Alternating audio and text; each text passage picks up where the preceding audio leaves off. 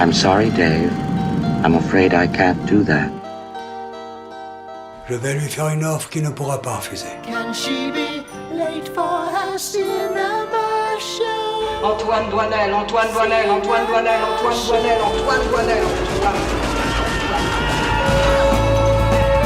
Le monde se divise en deux catégories. Ceux qui ont un pistolet chargé et ceux qui creusent. Toi, tu creuses. Parlez-vous, cours de mime! Je suis un homme. Ah, personne n'est parfait. J'aime l'odeur du napalm au petit matin. Vous avez de la pâte? Vous avez du sucre? Alors avec la pâte, vous faites une crêpe, puis vous mettez du sucre dessus? La mer suce des queues en enfer. And I am the best film director in the world.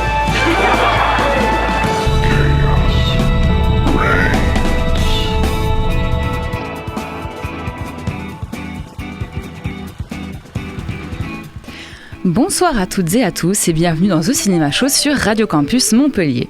Je suis ravie de vous retrouver en cette fin de novembre. Ça y est, ce week-end, on rentre dans la fabuleuse période de l'Avent. J'ai déjà prévu de faire mon sapin et j'ai très hâte de pouvoir commencer mon calendrier de chocolat. Mais en attendant, c'est un calendrier de films qu'on vous offre ce soir. Tous les mercredis, vous le savez, on se retrouve pendant 1h30 pour débriefer l'actu ciné de la semaine. Et ce soir, j'ai avec moi une équipe absolument dingo. C'est un peu comme un marché de Noël. Qu'est-ce qu'il faut pour un bon marché de Noël? Eh bien déjà, l'incontournable et délicieux vin chaud, n'est-ce pas Simon? Ah, c'est moi. Comment vas-tu? C'est toi l'incontournable, ça bien va, sûr. je suis très fatigué, tu sais, gérer le cessez-le-feu entre Israël et le Liban, ça fatigue. Ça prend du temps, je comprends bien. Non, juste je me réveille pour regarder les matchs de NBA. Mais toi, va te faire direct, tu reviens et tu fais ça. On se calme. Tu me fais ça à moi, tu me bonzifies tout de suite. Un peu de respect, s'il vous plaît. Ensuite, avec mon vin chaud, je prends toujours un petit bretzel salé. Ça va, Hugo? Ah oui, je suis salé, parce que moi je suis plutôt sucré normalement, mais oui, okay. Bah écoute, on fait ce qu'on peut. Peut-être que je serai salé dans les films de soir, on n'en sait rien. Sinon, ça va? Bah ça va très bien. Très bien. Et bien sûr, je finis par des super churros au Nutella. Salut Hugo, ça va? C'est moi le churros au Nutella. Mais... Ok. Oui. À chaque fois. Tu préfère vraiment le vin chaud en fait, je préfère. Bah oui, mais bon, on fait ce qu'on peut. Ouais, mais si tout le monde préfère le vin chaud, on va pas s'en sortir. Voilà, exactement. Moi, je préfère pas le vin chaud et pourtant je suis le vin chaud, donc. Bon, écoutez, je pensais pas que j'allais vous vexer ce soir à cause de ça. Non, mais tu me vexes pas. C'est Florent qui m'a vexé. Et enfin, vous savez, dans les marchés de Noël, il y a toujours un monsieur avec un micro qui décrit toutes les cabanes qu'il voit, un peu comme au supermarché. Hein, Florent? Ça va? Oui, très content d'être ce vieux monsieur, très content d'être en live sur Facebook Live et Periscope, ça régale de revenir ici. Tard à l'époque. Et c'est un plaisir de revenir. C'est un plaisir pour nous aussi. À la réalisation de l'émission, le Père Noël Yanis, bien sûr, et à la vidéo, notre bonhomme de pain d'épices, Lucas. Salut à vous deux. Ce soir, c'est une émission rythmée non pas par 1, non pas par 2, non pas par 3, mais bien par 4 films. Tu peux mettre un film, mais pas 2. Tu peux mettre 2 films. Mais pas 4. Nous aurons La plus précieuse des marchandises de Michel Hazanavicius, Diamant brut d'Agathe Riedinger, Piece by Piece de Morgane Neuville et Les Reines du drame d'Alexis Langlois. Après les débats, nous recevrons d'ailleurs Alexis Langlois pour une interview exclusive. En fin d'émission... Et Louisa Aura, l'actrice du film. Et Louisa Aura, l'actrice du film. En fin d'émission, Hugo l'Ancien, c'est comme ça que je distinguerai les deux Hugo. Hugo l'Ancien présentera le quiz de la semaine, puis nous terminerons comme le veut désormais la tradition par les recos de l'équipe. Sans plus attendre, Hugo Junior ouvre le bal. C'est donc parti pour les news. Now, Buffalo's #1 news team. Good evening and welcome to Eyewitness News at 6. I'm Susan Ortega. And I'm Evan Baxter and here's what's making news. Et on commence ce mercato avec un projet plutôt étonnant. Le 17 novembre, Gaspard Noé s'est entretenu avec Variété lors du festival de films du Caire et a confié son désir de réaliser un film pour enfants. L'annonce ne passe pas inaperçue au regard des précédentes productions sulfureuses du réalisateur. Je le cite, « Les principaux genres cinématographiques qui m'intéressent vraiment pour un projet futur sont le documentaire, le film de guerre et l'horreur. Je devrais même probablement essayer de les mixer », a déclaré le cinéaste italo-argentin à Vérité. Jusqu'ici, rien d'anormal venant de la part du réalisateur de Love. Mais il poursuit, j'aimerais aussi faire un film pour enfants ou avec des enfants. L'annonce fait mouche. Ils sont comme des petits adultes. Quand on est enfant, on est en danger. On est exposé à tout. Je suis très attaché à eux dans la vie, même si j'en ai pas. La relation qu'on entretient avec les enfants est directe et ludique. J'aimerais faire un film avec des petits-enfants. Il s'identifie à la fragilité et il s'identifie aux dangers auxquels ils sont exposés. Une citation à ne pas sortir de son contexte. Ouais, Même oui, si, oui. personnellement, le projet me semble fort intéressant, j'espère de tout mon cœur que Gaspard Noé sera obligé de passer devant la commission de classification pour pas qu'on se retrouve avec des gamins de 10 ans devant un film de Gaspard Noé. On continue avec le réalisateur J.J. Abrams qui reviendrait avec un nouveau projet très secret depuis le dernier Star Wars, soit 5 ans. Secret, c'est bien l'adjectif pour le qualifier ce projet, car pour ce film, on ne connaît ni l'intrigue, ni le titre, ni la date de sortie. Le seul élément que nous connaissons, c'est le casting, un casting assez conséquent. Emma Mackey a été annoncée dans le premier rôle féminin face à Glenn Powell, Jenna Ortega et aussi le magnifique Samuel L. Jackson. Je crois que t'as oublié la tradition dans cette émission depuis quelques semaines, Hugo. C'est vrai, c'est de parler de Christopher Nolan et de ses films un peu surcotés. Ceci représente juste mon avis. Oula. Aïe, aïe, aïe, aïe. Plus sérieusement, son micro. C'est Charlize Theron qui rejoint le casting de Christopher Nolan. Il le respecte même pas. Il est espagnol, non. En fait, tu confonds de réalisateurs, c'est pour ça. Donc, aux côtés de Matt Damon, Robert Pattinson, Anna Hathaway, Lupita Nyong'o, Tom Holland et Zendaya, je connais la liste par cœur maintenant. Alors, content de ce mercato ? Moi, je veux revenir sur le film de J.J. Abrams. Ça me fait plaisir parce que ça fait longtemps qu'il n'a pas fait un projet original. Et la dernière fois qu'il avait un projet un peu secret comme ça, ça remonte à Super 8 au final, donc 2010, un truc comme ça. Très bien. Et ouais, c'était une super surprise. Moi, c'est un film, ça a longtemps été un de mes films préférés. Et donc, ça a été détrôné, ça veut dire. Ouais, j'ai grandi depuis. Aïe. Non, mais je prends toujours autant de plaisir à le revoir. Et j'ai hâte de revoir un film original de J.J. Abrams qui nous a globalement tous un peu déçus ces derniers temps. Star Wars 7 c'était assez bien, je trouve. Star Trek c'était bien. Un peu oubliable. Star Trek c'était très bien. Star Trek, oui. Star Trek étaient des meilleurs Star Wars de toute façon. Donc, ouh, là c'est posé. Que les Star Wars, tu ouvres un débat ça, là. je veux dire par là. Oui, non, mais j'avais bien compris. Débat, on est tous d'accord, je pense. Moi je suis toujours content de voir Charlize Theron quelque part, donc si c'est avec Nolan, je suis content. D'accord. Ouais, moi il me chauffe pas plus que ça ce casting, voilà. Je le dis. Ouais, je le trouve un peu. Ça y est, tu commences à. Tom Holland, c'est pour Tom Holland, c'est tellement pour Tom Holland. Bon, c'est. Ah non, mais t'as un truc contre Tom Holland. Je l'aime pas. Donc, il y a beaucoup de gens qui l'aiment pas quand même. Hein. Oui, ça commence à faire long, ouais. Moi, le seul truc qui me choque, c'est que Gaspard Noé soit italo-argentin. Il est français aussi, je l'ai pas dit. Il est italien, argentin et français. D'accord. C'est bon, moi aussi je suis tous les pays. On en apprend des bonnes tous les jours. Mais du coup, on a appris aussi que Christopher Nolan était mexicain. Voilà. Christopher Nolan.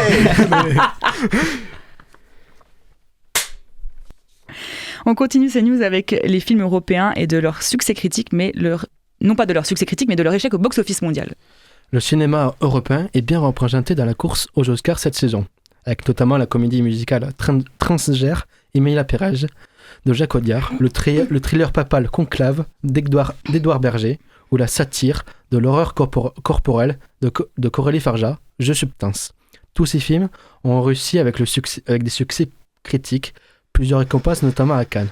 Dans sa globalité, les films européens ont une meilleure moyenne critique que ce soit de la presse ou du public comparé aux films du continent américain. Sur le plan commercial, c'est une autre histoire. Jeudi, l'Observatoire européen de l'audiovisuel, donc le EAO, un organisme de recherche, a publié son rapport annuel sur les performances en salle des films européens dans le monde. Le tableau n'est pas reluisant. Selon l'EAO, les films européens ne représentent que 6% des entrées mondiales en 2023, contre 56% pour les productions américaines et 26% pour les films chinois. Le Japon se retrouve juste derrière avec ses 5%. Et ça se voit sur le box-office mondial. Les 5 premiers films au top du classement sont que des films américains. Vice Versa 2, Deadpool 3, Moi Moche et Méchant 4 et Dune partie 2. Maintenant, je vais faire un petit quiz avant le principal quiz. Quel est le film européen le plus haut du classement au box-office mondial ? Moi, je pense que c'est un film sur lequel la sœur de Florent a travaillé. Petit truc en plus, peut-être. Et oui, c'est ça. C'est un petit truc en plus avec 86 millions de dollars gagnés. Eh bien, elle s'est bien mise ta sœur Florent. Ouais, elle se régale. Mais il est à la 39e place derrière des chefs-d'œuvre comme Madame Web, Argyle ou Red One. Alors Hugo, pourquoi allez, démerdez-vous avec ça. Je me remettais de cette nouvelle. On a entendu Red One. Exactement. Alors Hugo, pourquoi les films européens ne fonctionnent pas en salle s'ils ont des retours aussi positifs? Dis-nous tout, Jamy.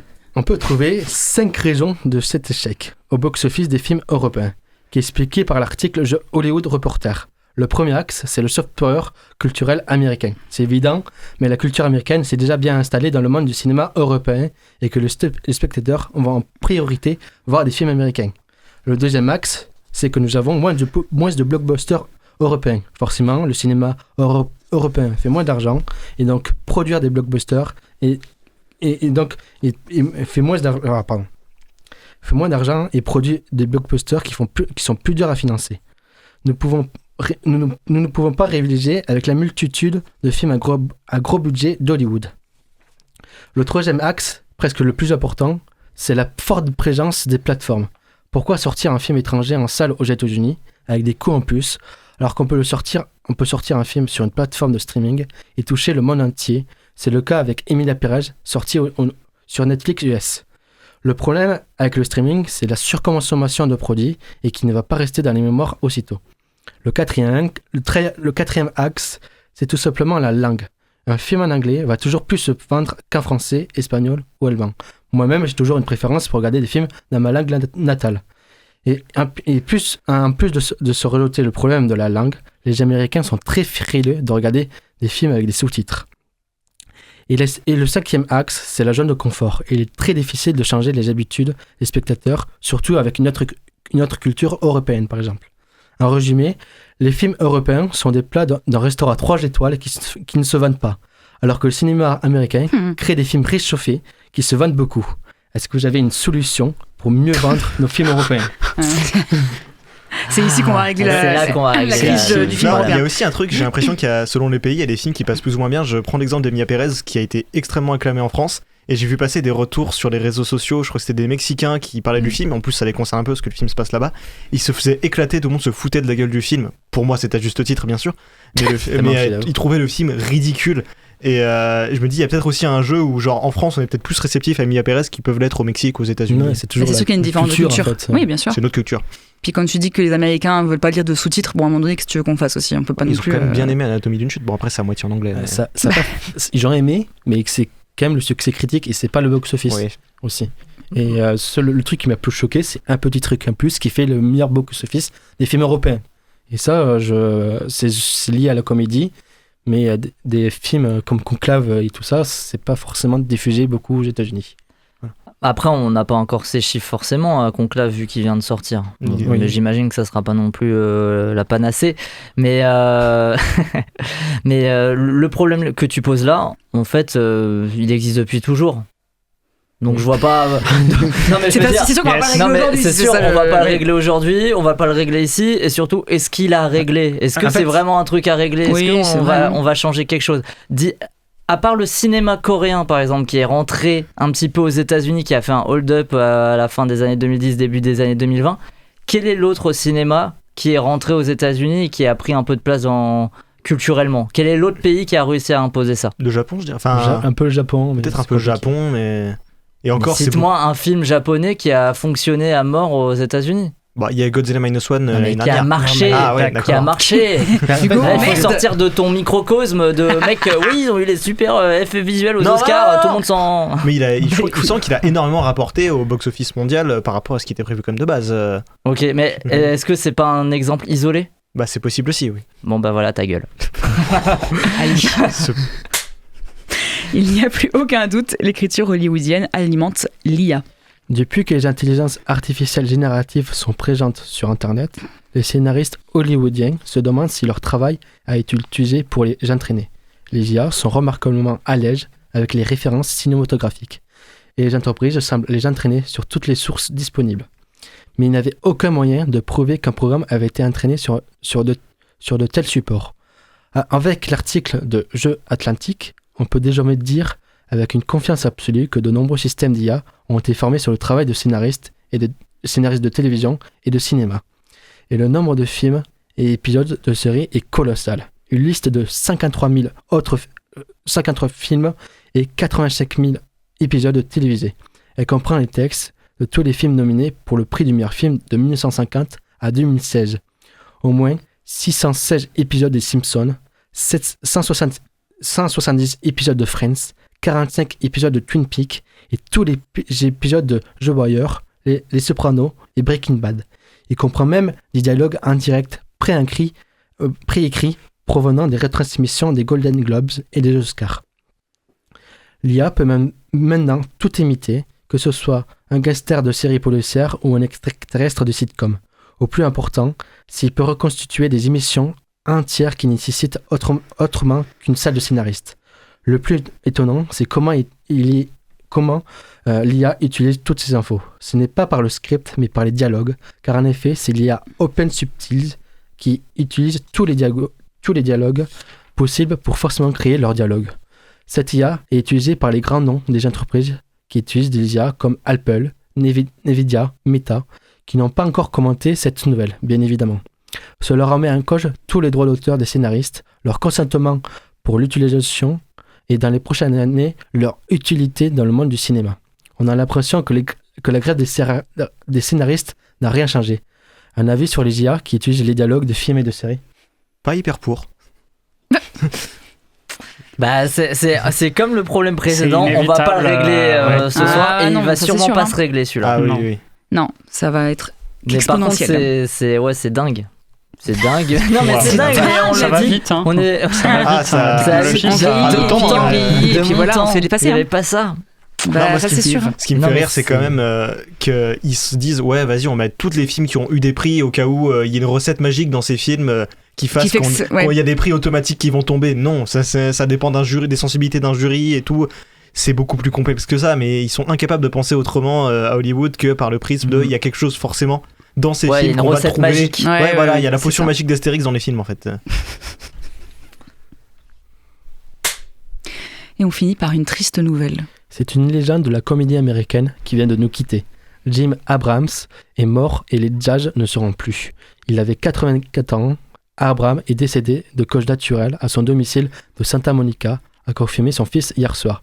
Co-réalisateur de Y a-t-il un pilote dans l'avion et scénariste de Hamburger Film Sandwich, réalisateur de Hot Shot, producteur de Y a-t-il un film, Jim Abrams a formé un trio retentissant avec David et Jerry Juncker à la fin du XXe siècle. Personnellement, je vous conseille vivement d'aller voir sa filmographie hilarante. Ce monsieur a créé les comédies américaines les plus drôles. Alors, y a-t-il un film? Oui, il a fait des films, c'est Y a-t-il un flic? Oui, y a-t-il un flic? Oh là là, c'est excuse-moi. Bon, il a buté pendant toutes les news, je peux bien le reprendre une fois quand même, je peux faire mon rôle de bâtard au bout d'un moment. C'est un peu compliqué. Mais quand t'es en plateau, toi, c'est une autre ambiance, hein, c'est bizarre. Oui, ça met un... Ça fait quelques semaines qu'il était pas revenu. Ouais, t'as vu ça? C'était bien. Je suis en forme. Bon, quelqu'un est triste pour Jim Abrams? Hyper triste.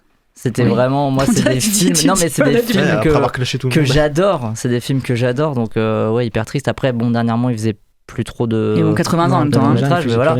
Fallait que ça arrive un jour. Mais ouais, c'est un grand nom de la comédie américaine et un peu trop oublié, je trouve, les As. C'est un truc qui s'oublie un peu. Alors que c'est très drôle. Ouais. C'est très... Allez voir les films des As. Très absurde et tout.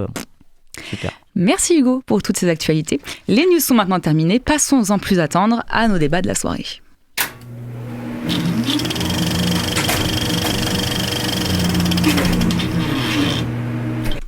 Ce soir, l'équipe et moi-même allons débattre de 4 films, La plus précieuse des marchandises, Diamant brut, Piece by Piece et Les reines du drame. Et on commence par le nouveau film de notre cher Michel Hazanavicius qui se met à l'animation. Paris réussi, réponse après la bande-annonce. Il était une fois, dans un grand bois, un pauvre bûcheron et une pauvre bûcheronne. Le froid, la faim, la misère leur rendaient la vie bien difficile. Et puis, un jour...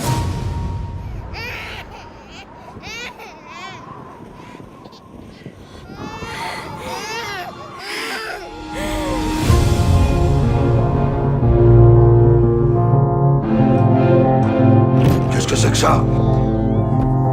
Ne sais-tu pas à quelle espèce il appartient? C'est un sans-cœur!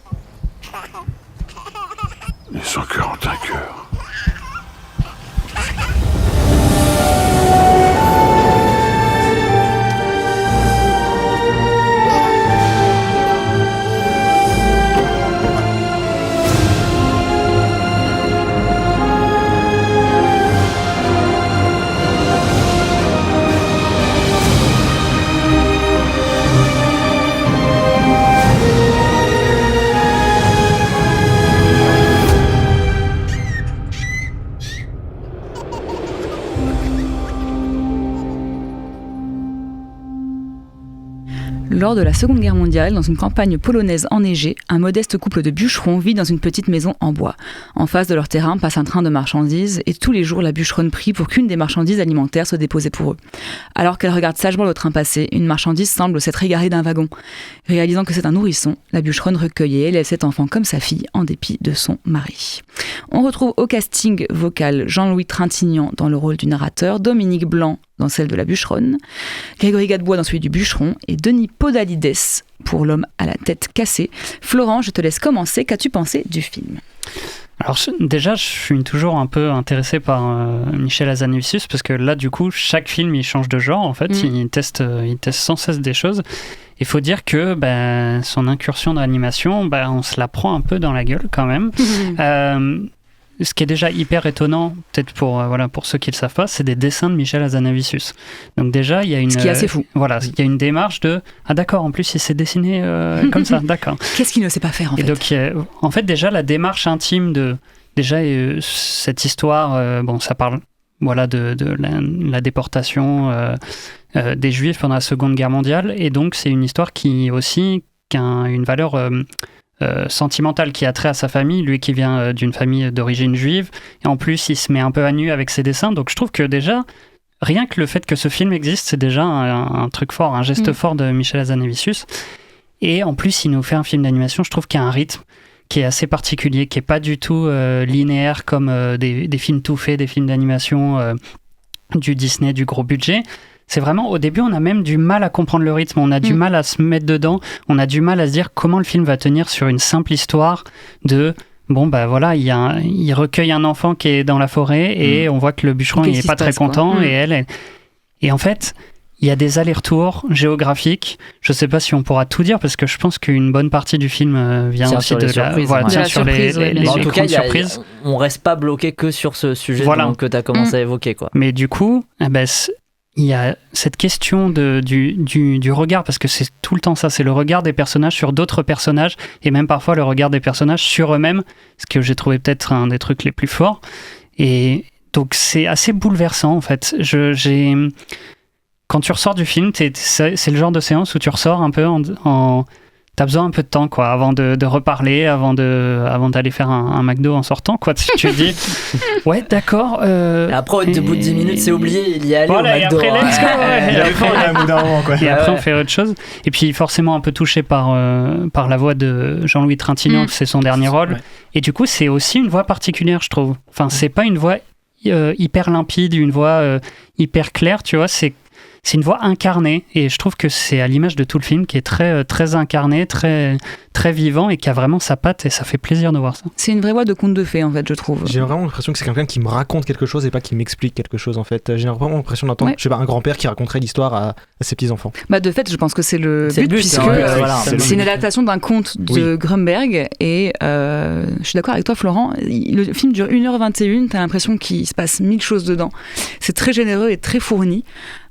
Simon, qu'est-ce que tu en penses ? Ouais, je rejoins globalement ce qu'a dit Florent. C'est dur d'en parler aussi sans trop spoiler. Je veux juste ajouter quand même que c'est un film d'animation, mais on se dit tout de suite les enfants et tout, ça va être la fête. Mais bien sûr. On n'est pas aux enfants voir le film. Non, mais si, c'est bien. Mais ça va être divertissant. Il y a des scènes d'horreur comme j'en ai rarement vu cette année, mais même depuis quelques années. Et c'est dans un film d'animation. Film d'horreur c'est la vraie vie, en fait. C'est ça qui est d'autant plus effrayant. Les dessins sont très très marquants. C'est très marquant, et je me rappelle que dans la salle, quand on l'a vu, on n'était pas là à se regarder, mais on sentait qu'il se passait un truc, quoi, que c'était hyper pesant.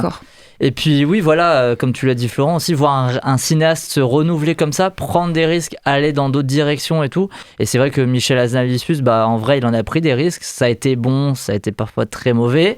Le Prince oublié. Oh là là, terrible. J'espère que vous ne l'avez pas oublié, celui-là, parce qu'il est vraiment mauvais. Et là, c'est super, c'est super, et c'est très surprenant. Moi, je le recommande aussi, ce film. Hugo l'Ancien, qu'est-ce que t'en penses ? Moi, du coup, je l'ai vu 2 fois, parce que je l'avais vu... 2 fois ? Ouais, je l'ai vu à Cannes. Ah bah oui, pardon. Et ce que tu disais sur cette ambiance pesante, je l'ai ressenti les 2 fois, pourtant je savais à quoi m'attendre la deuxième fois, et les 2 fois, je me suis retrouvé complètement emporté par cette scène d'horreur qui, en plus, faut le préciser, est intégralement sans aucun dialogue. Il y a il y a un moment vers les 3/4 du film jusqu'à l'épilogue où il n'y a plus de dialogue et on se laisse complètement emporter malgré ça, et c'est d'autant plus intense, je trouve. Sinon, non, vrai, j'ai vraiment beaucoup aimé. Je trouve que les comédiens aussi donnent vraiment beaucoup de cœur aux personnages et ils ont vraiment quelque chose de très très touchant, notamment Grégory Gadebois qui en plus arrivait un petit peu en dernier moment sur le projet puisqu'il remplaçait Gérard Depardieu. Aïe. Et oui, bon choix. Très bon choix. Meilleur choix, quand même bien meilleur choix. Et je trouve que ça fonctionne vraiment. Et puis en plus, c'est un film qui arrive sur la Seconde Guerre mondiale. Il y a toujours un devoir de mémoire sur cette période, surtout qu'on a toujours des gens qui veulent un peu l'effacer des mémoires. C'est toujours important de voir des films et qui soient aussi crus, qui n'hésitent pas à montrer, à être aussi direct en fait avec le public sur ce sujet, quoi. Hugo Junior. Alors, j'ai beaucoup aimé le film, mais j'ai quelques problèmes. Voilà. Aïe. Le film reste quand même très bon, mais c'est toujours là sur la question de est-ce qu'on doit représenter la Shoah de manière comme ça. Toi, t'es team Claude Lanzmann l'a fait, maintenant on fait plus, c'est ça? Un peu, non, c'est ce que je veux dire, c'est avec le même problème avec Nuit et brouillard, la Shoah. Est-ce qu'on doit représenter la Shoah de manière comme ça pour quand même, ça reste quand même un film qui représente, je veux pas dire de bêtises, mais qui a quand même de grandes valeurs, qui est nécessaire peut-être, mais ça reste quand même un film de divertissement. Ce que je veux dire, est-ce qu'on doit représenter quand même toujours la Shoah de cette manière? Est-ce que c'est pas un peu pour la mémoire des victimes? Est-ce que c'est pas dur? C'est une question sans réponse, je sais, mais c'est notamment la question sans réponse ce soir. Ouais, c'est terrible. Je suis pas sûr que ce soit un film de divertissement. Enfin, en tout cas, c'est pas. C'est reste quand même. Vas-y, continue. C'est pas comme ça que Studio Canal l'a vendu. Ils l'ont pas vendu comme la dernière grosse sortie. Non, mais ce que je veux dire, c'est quand même, ça reste quand même un film d'animation. C'est pas un documentaire. C'est fictif, enfin pas la Shoah, mais l'histoire, je crois.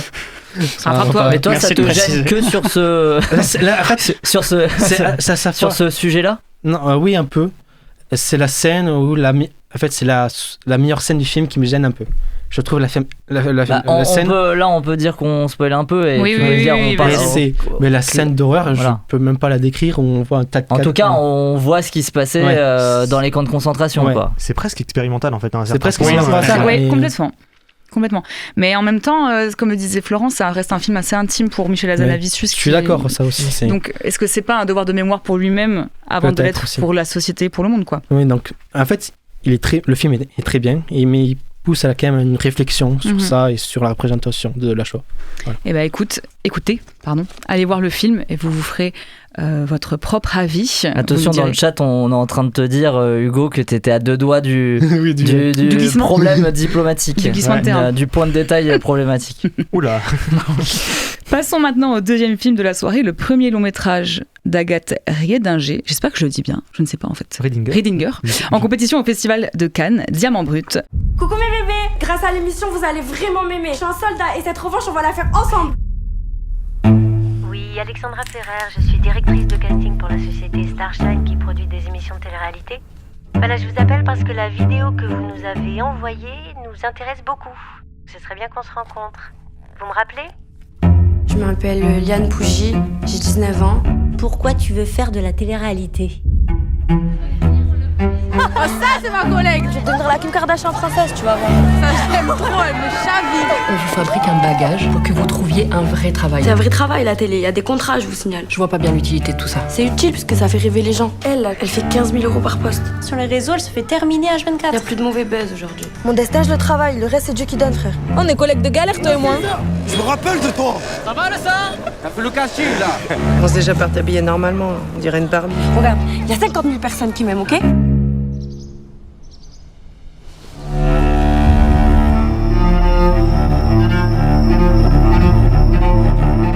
Les plans, toi, en fait. C'est mon corps, je fais ce que je veux.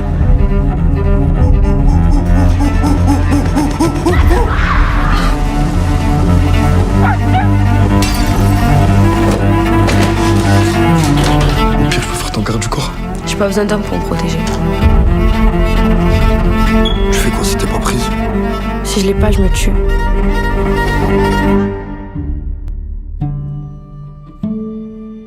Voici le synopsis. Eliane, 19 ans, téméraire et incandescente, vit avec sa mère et sa petite sœur sous le soleil poussiéreux de Fréjus. Obsédée par la beauté et le besoin de devenir quelqu'un, elle voit en la télé-réalité la possibilité d'être aimée. Le destin semble enfin lui sourire lorsqu'elle passe un casting pour Miracle Island. On retrouve au casting Malou Kebizi, Idi Razougli, Andrea Bescon, Ashley Romano, Antonia Burezi, Alexis Mananti, Léa Gorla, Kilia Fernan. Hugo Junior, c'est à toi que je passe la parole. Qu'est-ce que tu as pensé du film ? Je pense qu'on a peut-être trouvé notre Sin Baker français. Voilà. Je pense que c'est vraiment un peu... Ou Andrea Arnold. Mais oui, mais... Oh. Oui. Mais laissez-le dire ce qu'il veut, mon Dieu. Je pense qu'il y a beaucoup de points communs entre les deux, la réalisatrice et le réalisateur. Je pense que c'est un très bon film qui parle de comment du corps et du corps fictif qu'on essaie de pousser à son maximum de standards de beauté. Et donc ça représente très ça, et il a un côté très solennel. Donc non, j'ai beaucoup aimé le film, même s'il y a quelques erreurs de narration, je dirais. Carrément, le gars, c'est l'arbitre de la narration, quoi. Non, mais il avait sifflé dans la salle, tu vois, genre... Non, ce que tu dis, c'est qu'il a quand même... Tu veux me défoncer aujourd'hui. Non, mais c'est ça, c'est juste que tu l'as pas expérimenté en plateau, mais c'est grave. à côté de moi.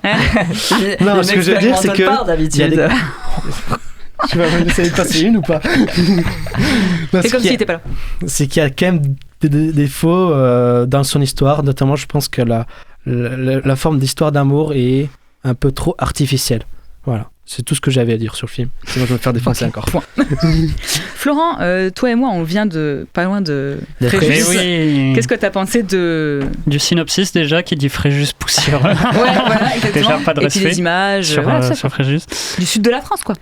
Moi, j'ai été quand même un peu plus emballé par le film. Je l'étais quand même emballé. Bon, oui, ok, bon, j'ai été... Je sais pas si poussiéreux Fréjus, qu'on le dise. Non, franchement, c'est pas poussiéreux. Pas déconner non plus, mais elle au ciné, changer ça. Mais du coup, j'ai trouvé que c'était pas hyper nouveau. J'ai pas vu le film qui renouvelle complètement le genre, parce que ça m'a fait penser à beaucoup de films du même genre. Ce personnage que parfois la caméra elle a du mal à suivre, qui est un peu énervé. En fait, je suis obligé de penser aux Dardenne dans la bonne époque, à Rosetta notamment, on n'arrive pas à suivre le personnage, quoi, parce qu'il est en colère. Il y a une scène de dialogue entre deux miroirs où elle passe d'un miroir à un autre, et où en fait la caméra a presque du mal à la suivre. Et même je trouve que la réalisatrice donne une intériorité aussi au personnage, qui la rend un peu plus intéressante qu'elle a une quête superficielle, parce que cette quête, elle a l'air de l'incarner quand même à l'intérieur, et c'est pas complètement vide. En fait, elle le vit vraiment, et donc ça, j'ai trouvé ça plutôt pas mal. Après, je trouve qu'il y a des dialogues un peu caricaturaux, il y a des scènes peut-être un petit peu caricaturales aussi, peut-être un petit peu forcées, qui parfois ont tendance un peu à baisser l'ensemble. Mais globalement, moi je trouvais ça plutôt intéressant, avec des petites touches de déjà-vu et de caricature. Hugo, toi, qu'est-ce que t'en as pensé ? Moi, j'ai vraiment pas aimé, et vu que j'avais l'impression d'être un peu le seul autour de la table, je me suis rendu compte que Nino n'avait pas beaucoup aimé non plus, et du coup on en a pas mal. Mais il est pas là. Et malheureusement, il est pas là pour me supporter, mais on en a un peu discuté aussi, et je sais que lui avait pas mal évoqué un problème de ce qu'il appelait de bourgeois gaze, et c'est peut-être un truc dans lequel je me retrouve, c'est que j'ai l'impression que la représentation des classes populaires qui est faite dans ce film, elle est complètement erronée en fait. Je sais pas, tous les personnages sont représentés comme les clichés du cassos entre guillemets, et c'est un truc qui m'a énervé un peu, genre j'étais là, oui, mais les gens qui sont des classes populaires ne parlent pas comme ça, ils n'agissent pas comme ça. Et c'est vraiment un truc qui m'a sorti du film, c'est pour ça que j'ai vraiment du mal à en parler, parce que tout le long j'étais en train de me facepalm devant ça. Et globalement, non, du coup c'est ce que j'ai vraiment pas aimé, quoi. D'accord. Et Simon, est-ce que tu rejoins Hugo ou tu rejoins plutôt les autres ? Je comprends ce que dit Hugo vieux. L'ancien. Hugo l'ancien. C'est un titre de noblesse, j'ai l'impression. Hugo vieux. Ouais, et en fait, tout ce que vous avez dit, j'ai pas grand chose à ajouter de plus. Ce qui est intéressant, c'est que. Tu te fous de ma gueule, toi aussi. Non, toi aussi, tu te fous de ma gueule. Pas du tout. Non, c'est que le film évite quand même. Le fait il y a toute cette intrigue autour de la télé-réalité, est-ce qu'elle va être dedans ou pas, et en fait finalement est-ce que c'est vraiment ça le sujet du film? On s'en fout. Non, c'est plutôt une qualité du coup. Voilà, c'est ça, c'est ça qui est intéressant, et c'est ce qui fait que le film ne va pas dans des gros travers et il y a des idées intéressantes et tout. Mais après, je suis pas emballé de ouf non plus parce que j'ai l'impression d'avoir vu ce film aussi des milliers de fois et en aussi bien ou en moins bien. Mais c'est juste que j'en ai marre un petit peu de ce cinéma français-là j'en ai pas marre qu'il existe, mais on l'a déjà vu. T'as marre de le voir. Un peu, quand même. Un peu miséricordieux, quoi. Un peu jugement sur la société. Enfin... Mais je me suis demandé quel regard portait la réalisatrice sur son sujet. Je pense qu'elle est sincère envers son personnage. Mais elle est sincère face à la télé-réalité. Je pense qu'il faut arrêter de mépriser les gens qui aiment la télé-réalité et les gens qui font ça, en fait. C'est une œuvre, pas une œuvre d'art, mais c'est une œuvre comme les autres. Et je pense un divertissement en tout cas, comme un divertissement comme les autres.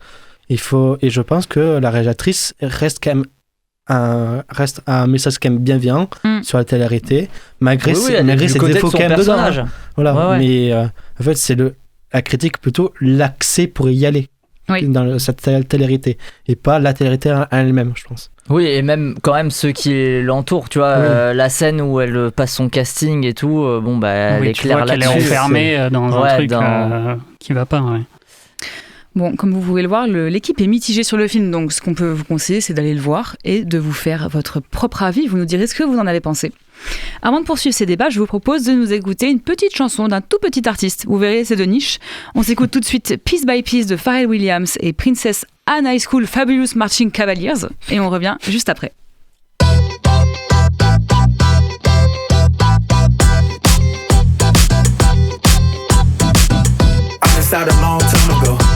Write my own chronicle. Sit around, that ain't me. No one's following a lead. Let me build what I see. You know it starts with a piece. Give it time, let it breathe instead of suffocating crazy dreams. Hey, tell us to be enough. Hey, tell us to be enough. Hey, tell us to be enough. Hey, tell us to be enough. When it pays off, pays off. It feels so good inside. I told you. When it was time, I got butterflies. Don't look surprised, girl, with the dream size. Yeah, everything seems so easy for other guys, but I never move my eyes. It takes 1,000 tries till it starts being off. Hey, till it's to be enough. Hey, till it's to be enough. Hey, till it's to be enough. Hey, till it's to be enough. When it pays off, pays off. It feels so good inside. I told you. Any other way but mine. But some days off, days off. If they hate it, girl, they want to die. Keep stacking high, high, high.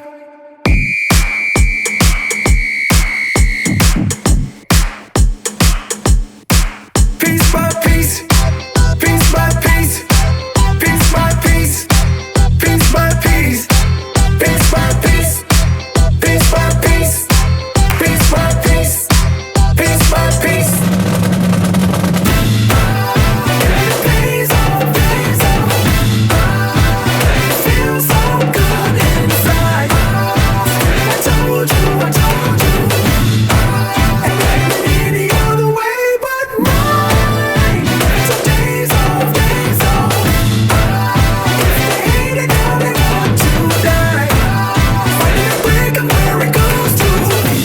Stacking high, high, high.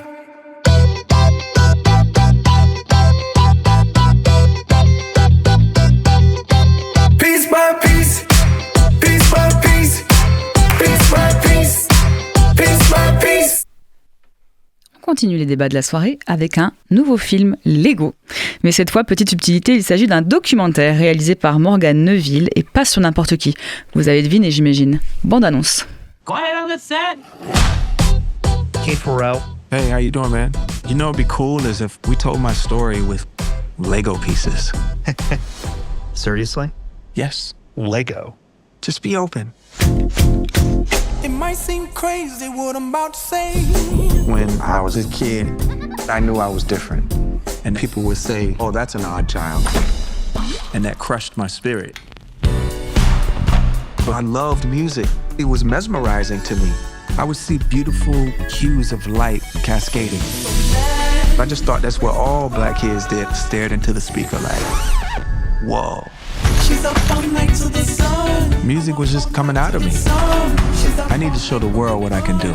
Alright, Pharrell, I need help on this rap. Yes, sir. It's pretty simple. Just let it bounce. He just went in the room and freestyled it. It's Teddy, ready with the 1-2 check. All I cared about was making my own music, but people just said, no, I wasn't ready. You can't be me, I'm a rock star. This song is ridiculous. Who did that? Pharrell. Pharrell.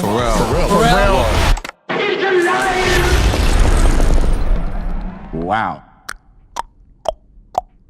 My imagination would run super wild.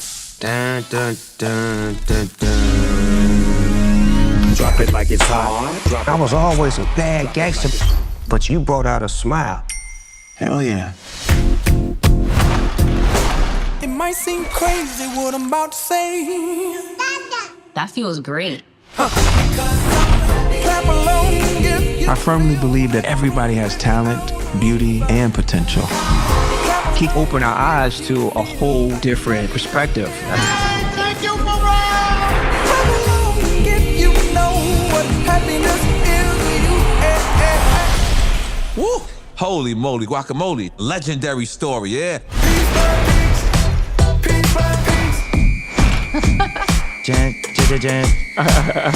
Wow. Man, this is gonna be a Lego movie, bruh.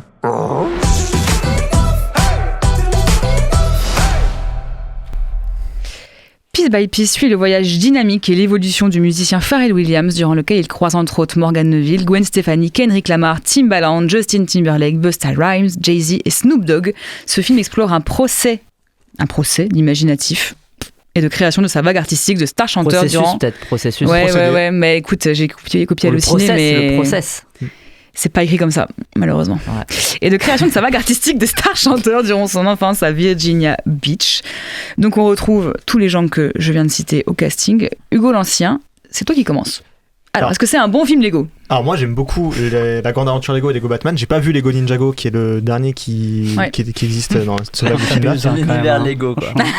J'ai pas vu Lego Ninjago, vous êtes bien dans le masque et la plume. Non, je te dis, j'ai vu tous les films Lego possibles. Ces trois films Lego, je les adore parce que il y a un thème qui fonctionne avec le Lego, c'est la déconstruction. Ils vont s'amuser à déconstruire tout et n'importe quoi dans ces films. Et là, ils le font avec Pharrell Williams, même si c'est beaucoup Pharrell Williams qui est à l'origine du projet. Je trouve que ça fonctionne dans sa deuxième partie seulement, parce que je trouve la première partie beaucoup trop académique. J'ai l'impression de retrouver certains travers des biopics musicaux actuels. Et puis on arrive à une partie qui est très personnelle sur Pharrell Williams, où il parle vraiment de thèmes où on sent que ça lui est propre et ça lui est cher. Et je trouve ça très très malin, très intéressant. Et je trouve aussi très très très bien ce procédé de représenter tout avec des Lego, parce que ça permet de créer des images qui n'existaient pas dans la vraie vie et de faire un petit peu de créer des trucs un petit peu poétiques qui n'existent pas. Du coup, globalement, ouais, c'est une bonne surprise, j'ai plutôt bien aimé. Il y a même, je trouve, Lego, ils ont apporté un truc, tout cet humour à la Lego qu'on retrouve dans les films Lego et les jeux Lego, un peu débile, un peu régressif, mais qui fait toujours plaisir. Je pense dans le bureau de Snoop Dogg. Ah ouais, ça c'est marrant. C'est très marrant, le truc qui... Le spray tout public. Voilà, quoi. parce qu'ils peuvent pas utiliser de cannabis vu que c'est un film tout public. Voilà, pour moi, c'est un bon film. Je comprends que ça puisse pas plaire, mais moi j'ai plutôt bien aimé. Florent, je te vois faire non de la tête depuis une demi-heure. Quoi. Non mais donc déjà le projet déjà. Alors écoutez, je vais raconter mon histoire. J'ai eu un don en fait. Je suis élu. Je m'appelle Pharrell, je m'envole dans l'église. D'accord. Oui, Pharrell. Excuse-nous. Pour moi, ce film, c'est comme si un gars, on avait toujours l'habitude qu'il nous fasse une pizza pas ouf avec juste de la sauce tomate et du jambon. Alors là, tu parles de Pharrell Williams, l'artiste, du coup. Non, de le monde du cinéma, faire un documentaire. Okay. Et là, on lui dit, là, t'as un marché, mais avec tout ce que tu veux, t'as des légumes, t'as tout. Vas-y, régale-toi, fais-nous rêver. Et il nous refait une margarita. Pas ouf. J'aime cette analogie. Pour moi, c'est genre, on va faire un docu en Lego, on va révolutionner, ils n'en font rien. il n'utilise pas du tout le procédé, enfin il n'utilise rien de ce qui pourrait être exploité. C'est un documentaire classique avec des interviews face cam, mais en Lego. Donc en fait, ça c'est un peu drôle quand même. L'intérêt, c'est de l'humour à la Lego. C'est de l'humour à la Lego en fait. De se dire qu'ils ont fait, tu sais, le côté interview face cam en Lego, alors que ça a été refait après par ordinateur ou quoi, tu vois. Oui, mais je trouve même pas ça drôle parce que c'est genre un poncif du documentaire, donc en fait je peux même pas rigoler devant. Je fais oui, d'accord, bon, des mais portraits c'est un poncif du documentaire oui, en Lego. C'était beaucoup plus. Voilà, mais en fait, du coup, moi, j'étais curieux. Un film en Lego, ok. En plus, ça parle d'un Pharrell créatif, ok, vas-y. Non, rien du tout, d'accord, ça marche. Surtout, pour moi, la deuxième partie du film, en fait, déjà, la conclusion, pour moi, elle est catastrophique parce qu'à la fin, à partir de son retour, qui, en plus, pour moi, était quand il parle de Get Lucky, des Daft Punk, qu'ils en parlent, il en parle vite fait, alors qu'en interview, il dit ce moment-là, ça m'a fait retrouver mon âme d'artiste, je me suis relancé, etc. Mais comme ça l'aurait un peu décentré de lui, il parle pas trop des Daft Punk et on reste sur Pharrell. Le film, c'est trop long pour un film d'animation. Mais bien sûr, mais trop déçu à pratiquement tous les niveaux, quoi. Simon, je sens que tu vas compenser. En vrai, oui, je vais compenser un peu, mais j'ai envie de dire, comme dirait Pharrell Williams, amen à ce qu'a dit Florent. Effectivement, il y a de très belles promesses. Tu te dis, bon, allez, un documentaire sur Pharrell Williams. Moi, en vrai, ça me chauffe. Moi, je sais pas ce que vous pensez de ce gars, mais moi, je trouve qu'il a apporté énormément de choses quand même dans la musique, les passerelles qu'il a fait et tout. Et bon, ça, c'est des choses que je pouvais savoir avant le documentaire, et le documentaire le confirme encore plus. Mais donc, se dire, avoir un film sur Pharrell Williams, mais c'est pas un biopic, c'est un documentaire. Et là, tu rajoutes le truc Lego. Ouais, ok, pourquoi pas. Mais là, non, parce que comme l'a dit Florent, ils n'en font rien. Ils ne font rien de ces idées-là. Moi, je m'attendais à beaucoup plus de folie et tout, et ça n'arrive jamais, en fait. Ou ça n'arrive que très rarement. Et c'est vraiment hyper dommage, parce qu'il y avait moyen de faire quelque chose. Et du coup, le film, je me demande aussi à qui il s'adresse, tu vois. Des fans de musique, ils vont pas aller le voir. Des fans, mais des fans de Lego non plus. Des gens qui veulent voir un documentaire, ils vont se dire c'est en Lego, non, on s'en fout. Les enfants, ils s'en battent les couilles de voir un documentaire aussi sur Pharrell Williams, tu vois. D'ailleurs, même il y a certaines salles qui disent conseillé à partir de 10 ans, je crois, au Diagonal, ils font ça parce que ils savent que le film, en fait, il s'adresse plutôt à des adultes. En fait, il s'adresse vraiment à des gens qui aiment comme Pharrell Williams. Ou comme Pharrell Williams. Et moi, bon, je peux me retrouver aussi là-dedans, mais je suis assez déçu, même si ça m'a fait plaisir du coup de voir, je sais pas, un mec comme Timbaland dans Lego, ça me fait marrer, moi, tu vois, de voir Timbaland dans Lego, de voir des gars comme ça. Par contre, ils sont tous à peu près ressemblants, mais Chad Hugo, je sais pas ce qui s'est passé, il ressemble pas du tout. À sa vraie version. À sa vraie version, on peut pas faire des miracles non plus. En tout cas, je suis très heureux parce que ce film confirme une chose, que l'un des meilleurs albums de Pharrell Williams, c'est celui qu'il avait sorti en 2010 avec son groupe Nerd, où il y a Chad Hugo notamment. Et ils en mettent plein de musiques de cet album dans le documentaire. Et d'ailleurs, ils rejouent en fait certaines paroles dedans. Et la scène qui te pose question sur l'église, il rejoue les paroles de sa chanson. Et allez plutôt écouter cet album qui est vraiment incroyable. Et vous saurez tout. Mais oui. J'ai pas fait mes devoirs, mais est-ce que quelqu'un sait pourquoi Lego? Ils le disent au début du film, c'est la vision de la vie de Pharrell Williams, qu'en gros, on se sert un peu dans tout ce qui existe pour créer autre chose. Pour déconstruire des choses. Mais choses qui n'arrivent pas. On dirait que c'est poussé, quoi, pour que ça rentre dedans, pour que ça soit justifié, quoi. Et toi, Hugo Junior, qu'est-ce que t'en penses? Le documentaire, c'est Lego Trip d'un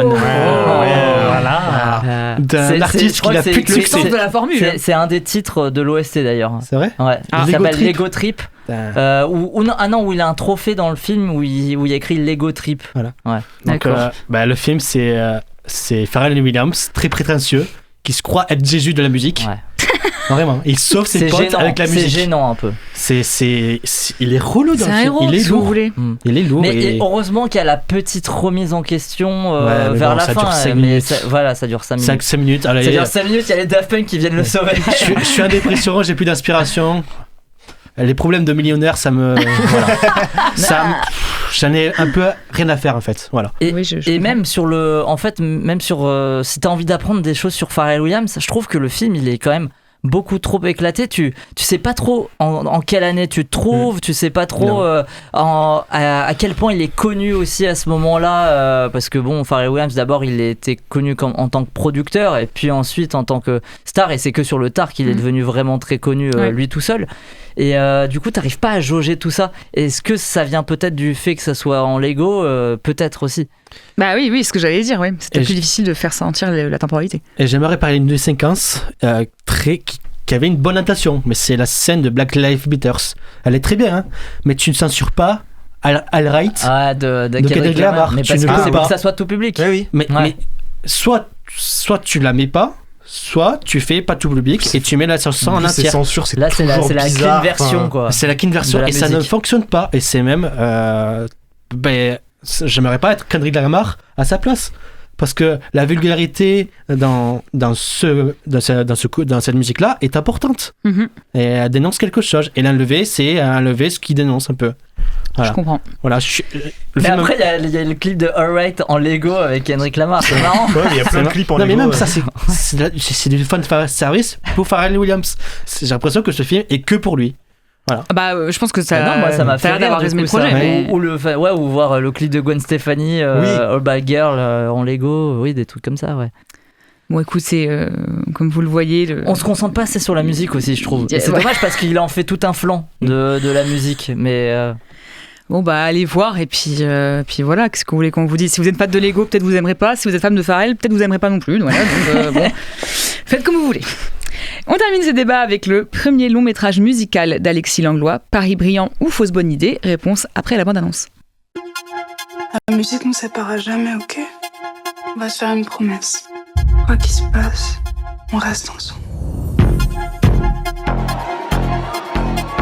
T'étais vraiment la plus belle ce soir. Je voyais que toi dans la salle. Bonjour mademoiselle, qu'est-ce que vous allez nous interpréter? Les abusés de Magali Charmant.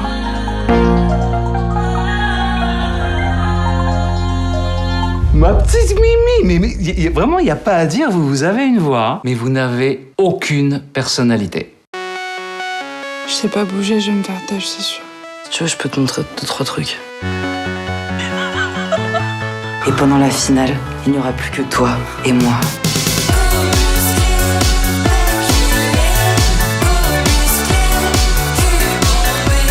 Bienvenue dans cette nouvelle saison de Starlet en herbe. Quoi, Billy? C'est bon, tu peux jouer l'hétéro dans ton clip, mais embrasse-moi, putain. Billy, tu me fais pas un drame, là. C'est vraiment prête à tout pour être famous.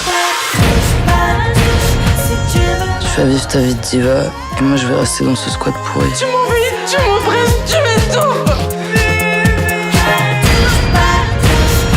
C'est mon cœur, il est à toi, pour toujours.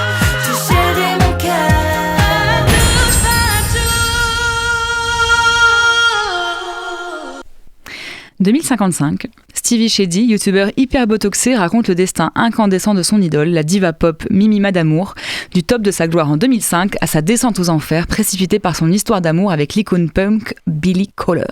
Pendant un demi-siècle, ces reines du drame ont chanté leur passion et leur rage sous le feu des projecteurs. On retrouve au casting Louisa Ora dans le rôle de Mimi Madamour, Gio Ventura dans le rôle de Billy Kohler, mais également Bilal Hassani dans le rôle de Stevie Shady, Nana Benamer, Alma Jodorowsky, Thomas Poitvin, Dustin Mutchevitz, Raya Martini, Asia Argento. Simon, à toi l'honneur. Qu'est-ce que tu as pensé du film? Est-ce que tu me fais commencer parce que moi j'ai connu ces années 2000 bien sûr, où on adulait les Priscilla, Laurie. Ça me manque un peu. Hein. Bah moi j'étais pas non plus un énorme fan, mais je savais apprécier la bonne musique telle que Tchouk Tchouk musique, Machine à sous, voilà, Déteste-moi et compagnie. Voilà, Déteste-moi. C'est qui Priscilla? Aïe, putain. Ok, Younger. Elle va me faire mal, cette partie de l'émission. On peut lancer cette traîne, non, ouais, et les Reines du Drame, assez surpris comme film. Franchement, il y a plein de bonnes idées, il y a beaucoup de choses en fait. Il y a beaucoup de positifs. Les personnages sont jamais clichés. Je trouve. Ils vont toujours là où on nous attend pas. Et on a vraiment l'impression, et on en parlait après la séance quand on l'avait découvert ensemble avec Hugo aussi, que on est face à un film de Bertrand Mandico en fait. à un film de Bertrand Mandico, mais en mode pop star des années 2000. En moins badant, quoi. En moins badant, un peu plus compréhensible aussi au niveau de la narration. Mais on se retrouve un petit peu dans ces mêmes décors en studio, sa même lumière. C'est même plastique, en fait. Et c'est assez surprenant et ça fonctionne plutôt bien. Puis je trouve qu'il y a des idées vraiment brillantes. Le fait de rendre hommage, parce que c'est pas parodique, ça rend vraiment hommage à Priscilla, à des stars comme ça. Je trouve ça fort politiquement. Et puis je trouve qu'il y a des bonnes idées qui auraient pu aller encore en fait un peu plus loin. Typiquement prendre Bilal Hassani. Je l'adore. Dans un rôle de youtubeur en fait ça marche bien du coup. Et voilà, le fait de le faire jouer, de le faire imaginer aussi peut-être 50 ans plus tard ce qui sera, de quoi il parlait, tout ça, même s'il se joue pas lui-même, il joue un rôle, mais bon, c'est très proche quand même. c'est une hyper bonne idée. Et en fait j'aurais limite voulu que même les interprètes principaux soient aussi des pourquoi pas des chanteuses de ces années-là. Bon, après, c'était plus compliqué aussi à faire, j'imagine, pour une question de maquillage et trucs comme ça aussi. Et c'était peut-être pas l'intention aussi du projet, mais je trouve que ça aurait pu être aussi une bonne idée. Mais en tout cas, c'est un film assez surprenant et qui vous laissera pas insensible, je pense. Hugo, est-ce que tu es d'accord? Moi, je pense que c'est un film, je pense que quand tu en sors, je pense que soit tu l'aimes, soit tu le détestes. Moi, je l'ai beaucoup aimé. Déjà, un premier truc, c'est qu'il y a beaucoup de scènes musicales dans le film, bien évidemment. Toutes les chansons restent dans la tête. Toutes les chansons restent dans la tête. Voilà, celle-là en priorité. Ne vous inquiétez pas, on va remettre une couche plus tard. Ces chansons restent dans la tête. Je ne suis incapable de les sortir de ma tête. Pourtant, on l'a vu il y a quoi, un mois. Il a hanté. Hugo est hanté par le film. Je suis possédé, c'est terrible. Globalement, oui, j'ai plutôt bien aimé. Après, Simon, t'en as dit beaucoup, donc ça va être compliqué d'en rajouter. Je trouve quand même que le film est parfois peut-être un peu trop généreux, c'est ce qui peut saouler, ça peut un petit peu... Est-ce qu'on peut être trop généreux? Et il est un peu long, je crois. 1h55. Mais je trouve ça se sent un peu, mais c'est peut-être le côté Mandico aussi. Et c'est le côté premier film aussi où t'essayes un peu de bourrer. Mais globalement, j'ai bien aimé. Je trouve que les deux actrices sont très très très forts. Et c'est très drôle aussi, on en a pas parlé, mais c'est très très drôle. Y a plein la de première partie, moi, elle me fait mourir de rire. Il y a plein de refs à des trucs des années 2000, des trucs comme ça. Des trucs des années 2000, des mèmes, ça me fait beaucoup trop rire. Je crois que je suis le seul à avoir eu, d'ailleurs, dans la salle, il y a une référence à un vieux mème sur Miley Cyrus, ça m'a fait mourir de rire. Et voilà, donc je vous recommande d'aller voir ce film. C'est sur Dark Web, ça, c'est pour ça. Non, je te dirai en off, mais pour pas spoiler, mais non, c'est un truc connu. Vraiment, je vous recommande d'aller voir ce film si vous êtes pas trop de droite, par contre, parce que c'est aïe. Ouais, ça tacle. Si vous aimez CNews, on a perdu tous nos auditeuristes. Aïe, malheureusement. C'est faux. Période bénie que la période des années 2000, bien sûr. Allez voir les Reines du Drame. D'ailleurs, nous n'en avons pas fini avec le film, puisque nous avons interviewé Alexis Langlois et Louisa Aura, rien que pour vous. Une interview exclusive qu'on s'écoute tout de suite sur Radio Campus Montpellier. Can she be late for her school? Moi d'interrompre un instant la musique, mais nous avons un invité de marque que j'aimerais accueillir comme il se doit. Bonjour à vous deux, merci de nous accorder cette interview pour les Reines du Drame. Je voulais savoir d'abord un peu votre parcours qui vous a amené jusqu'à ce premier long métrage pour chacun de vous. Et moi, en gros, pendant près de 15 ans, je pense, même un peu plus de 15 ans, je faisais des films avec mes copaines. D'abord, un peu, sans personne, puis après avec des productrices, puis ensuite avec un peu plus d'argent, et voilà. Et puis en fait, à un moment donné, l'idée de Reines du Drame est née. Après un certain temps et voilà, après avoir constitué une équipe de personnes proches pendant toutes ces années, je me suis sentie assez forte pour faire un long, et surtout encouragée notamment par la productrice Inès, et voilà, et en gros c'est comme ça que le film est né. Et pour toi, Louisa?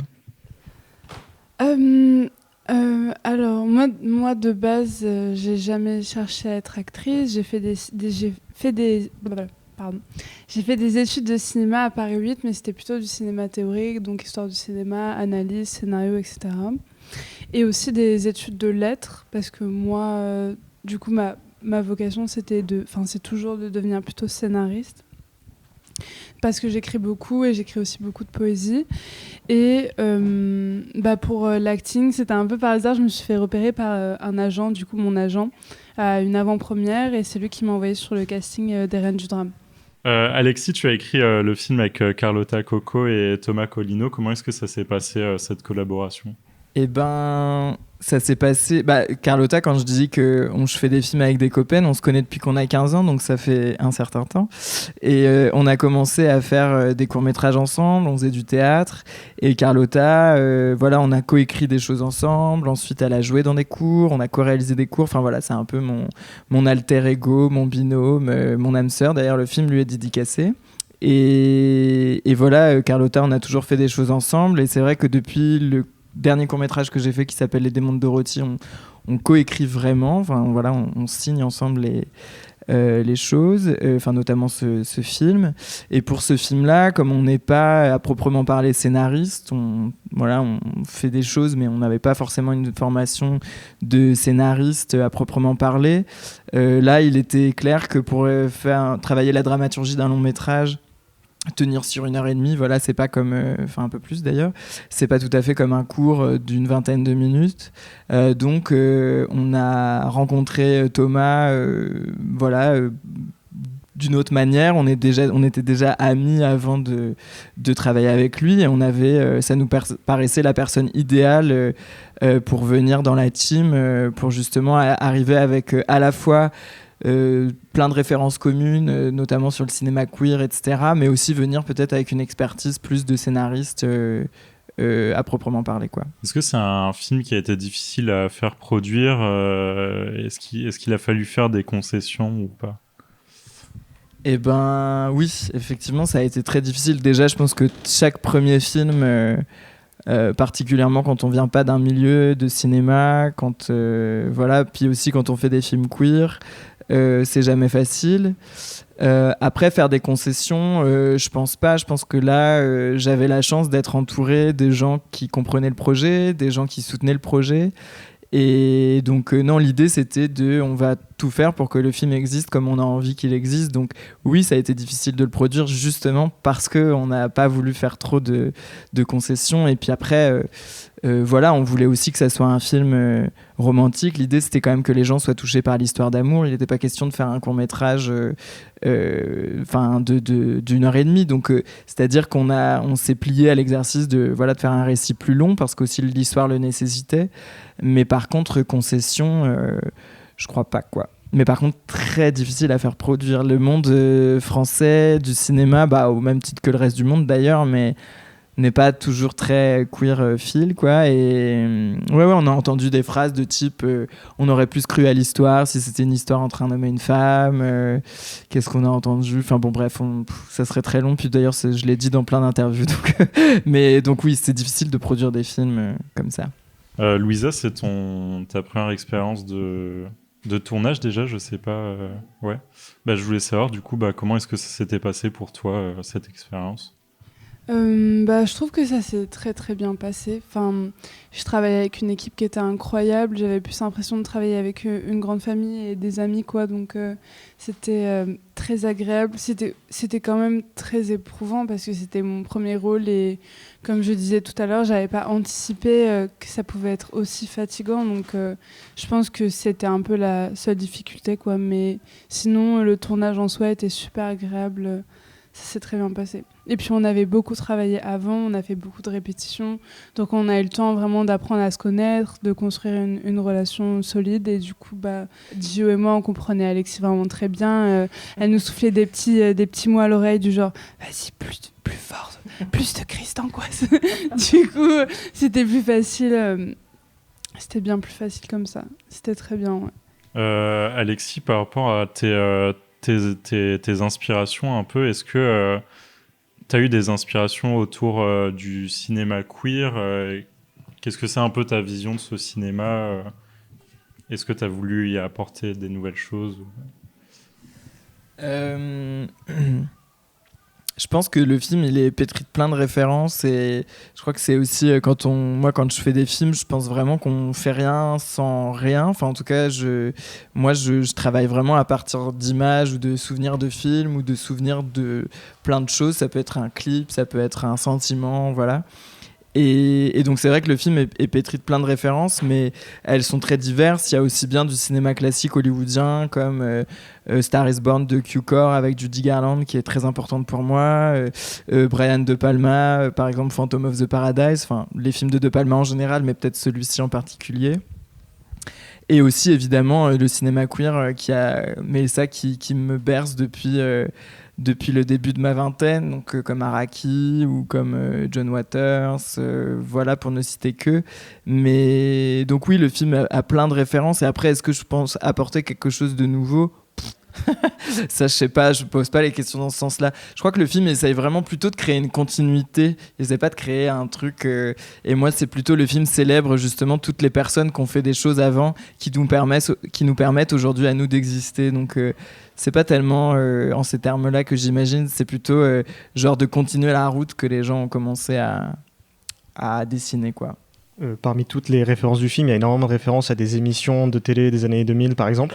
Comment, en fait, le processus de détourner tout ça ou de parodier carrément, c'est rentré dans le film, en fait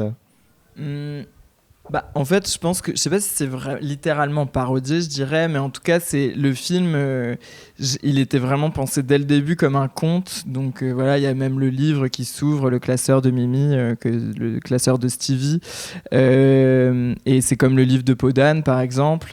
Et dans les contes, il y a que des symboles. Chaque chose symbolise, voilà, les entités symbolisent soit le pouvoir, soit, enfin voilà, plein de choses différentes. Et là, l'émission télé, elle permettait de raconter cette histoire, c'est-à-dire que c'est deux personnages qui ne peuvent pas s'aimer parce que le monde leur interdit, et c'est comme les mélodrames classiques, que ce soit dans un film de Sirk ou ensuite plus tard quand Fassbinder réutilise un peu les mêmes motifs pour faire des films.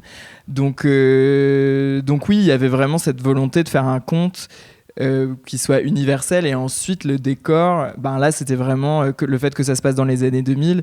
Il y avait à la fois de convoquer l'idée de convoquer les souvenirs d'enfance et d'adolescence, et aussi peut-être de faire de tout ce matériau que le cinéma n'a pas exploré parce qu'il le trouve pas spécialement intéressant ou laid. C'était aussi de poser un autre regard dessus.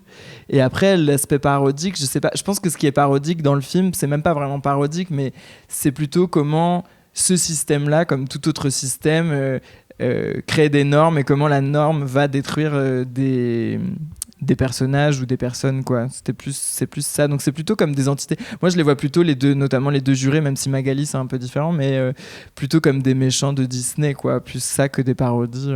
C'est genre changer de costume, mais c'est vraiment pour aller vers le conte, quoi. Et Louisa, est-ce que tu t'es identifiée un peu au personnage de Mimi ? Oui, totalement. Déjà, quand j'étais petite, comme beaucoup de petites filles, j'étais fan de plein de chanteurs et de chanteuses, notamment de Rihanna, Lady Gaga, Mariah Carey, tout ça. Donc, un peu ce que Mimi faisait, je le faisais devant mon miroir quand j'avais 7 ans, quoi. Donc, déjà, de base, il y a cette admiration pour les pop stars. Ensuite, je pense que Mimi, comme moi, on est hyper sensible, donc je me sentais toujours proche des sentiments de Mimi, ce qu'elle vivait, et je pense qu'en fait, je jouais pas vraiment, juste je me mettais tout le temps à sa place, quoi, et du coup, j'arrivais à avoir beaucoup d'empathie, je la jugeais jamais, je me sentais toujours hyper proche d'elle, quoi. Sinon, proche de Mimi... oui, voilà. Après, ce que je trouve aussi intéressant dans le rôle de Mimi, qui est un peu en sous-marin, c'est le fait que ce soit une personne racisée, et que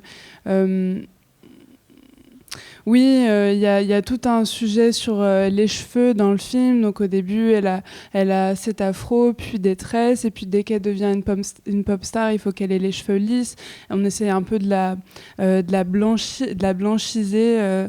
Je sais pas si ça se dit, mais il y a un peu ce processus-là, avec aussi la coupe de Rihanna avec la mèche lissée. Et puis le moment où elle pète un câble et qu'elle reprend un peu possession de son corps, c'est le moment où elle se rase les cheveux, quoi. Donc je me sentais hyper Et puis même pour moi, de me raser les cheveux, c'était quand même un défi. Donc je me suis toujours sentie proche de Mimi quand même. Et juste, je fais une petite parenthèse, mais c'est vrai que c'est vraiment aussi toute cette dimension-là, justement, de la question du fait d'être un personnage racisé, etc. C'est vraiment aussi Louisa, et c'est après les discussions avec Louisa que le personnage s'est presque transformé, et c'est vraiment, voilà, suite aux discussions, c'est-à-dire que c'est vraiment une dimension, je dirais presque entièrement apportée par Louisa. Donc c'est vrai que les personnages existaient, il y avait plein de choses qui étaient, enfin, les 90% du scénario était écrit au moment du choix de Joe et Louisa, mais c'est vrai qu'après, comme pour une robe sur mesure, il fallait remodeler le rôle pour que ça leur colle complètement, et donc aussi bien pour Joe ou pour Louisa, les rôles ont quand même pas complètement changé, mais évolué, et donc ça, je les en remercie beaucoup. Ils ont apporté beaucoup, notamment pour que ce soit des personnages encore plus nuancés et profonds, et ouais. Et d'ailleurs, l'idée finale de la coupe finale, même si on fait un petit spoiler, mais donc non, je vais pas dire ce que c'est la coupe finale, mais les cheveux finales de Mimi, c'est vraiment une idée de Louisa, parce qu'au départ, justement, ça devait être plus dans la continuité du film. Bref, je n'en dis pas plus. Allez voir le film. C'est un film du coup qui est centré, où le personnage de Stevie a une importance capitale. Est-ce que c'était important aussi d'avoir un personnage de fan qui était au centre de l'intrigue ?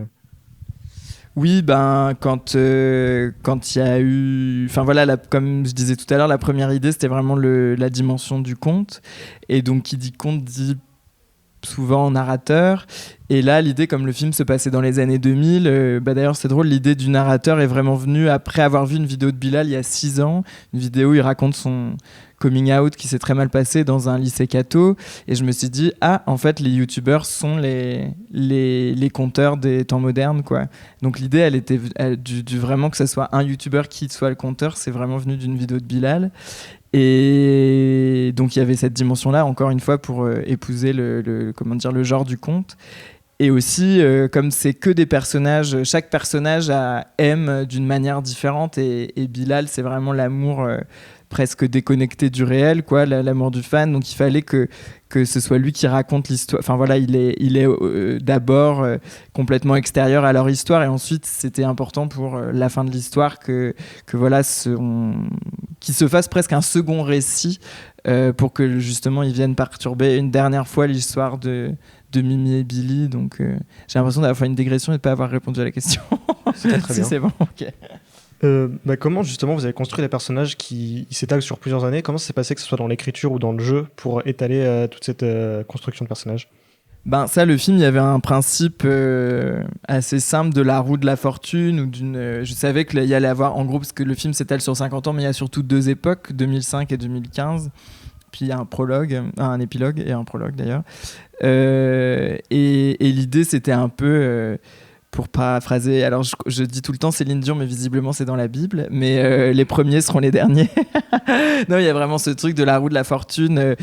Attention, tu penses que tu vas être en haut de l'affiche tout le temps, et puis finalement tu es en bas. Donc il y a aussi le jeu de miroir, etc. Encore une fois, le conte Alice de l'autre côté du miroir. Enfin, il y a vraiment ce jeu de double, et les personnages, justement, ils pensent être quelque chose au début du film.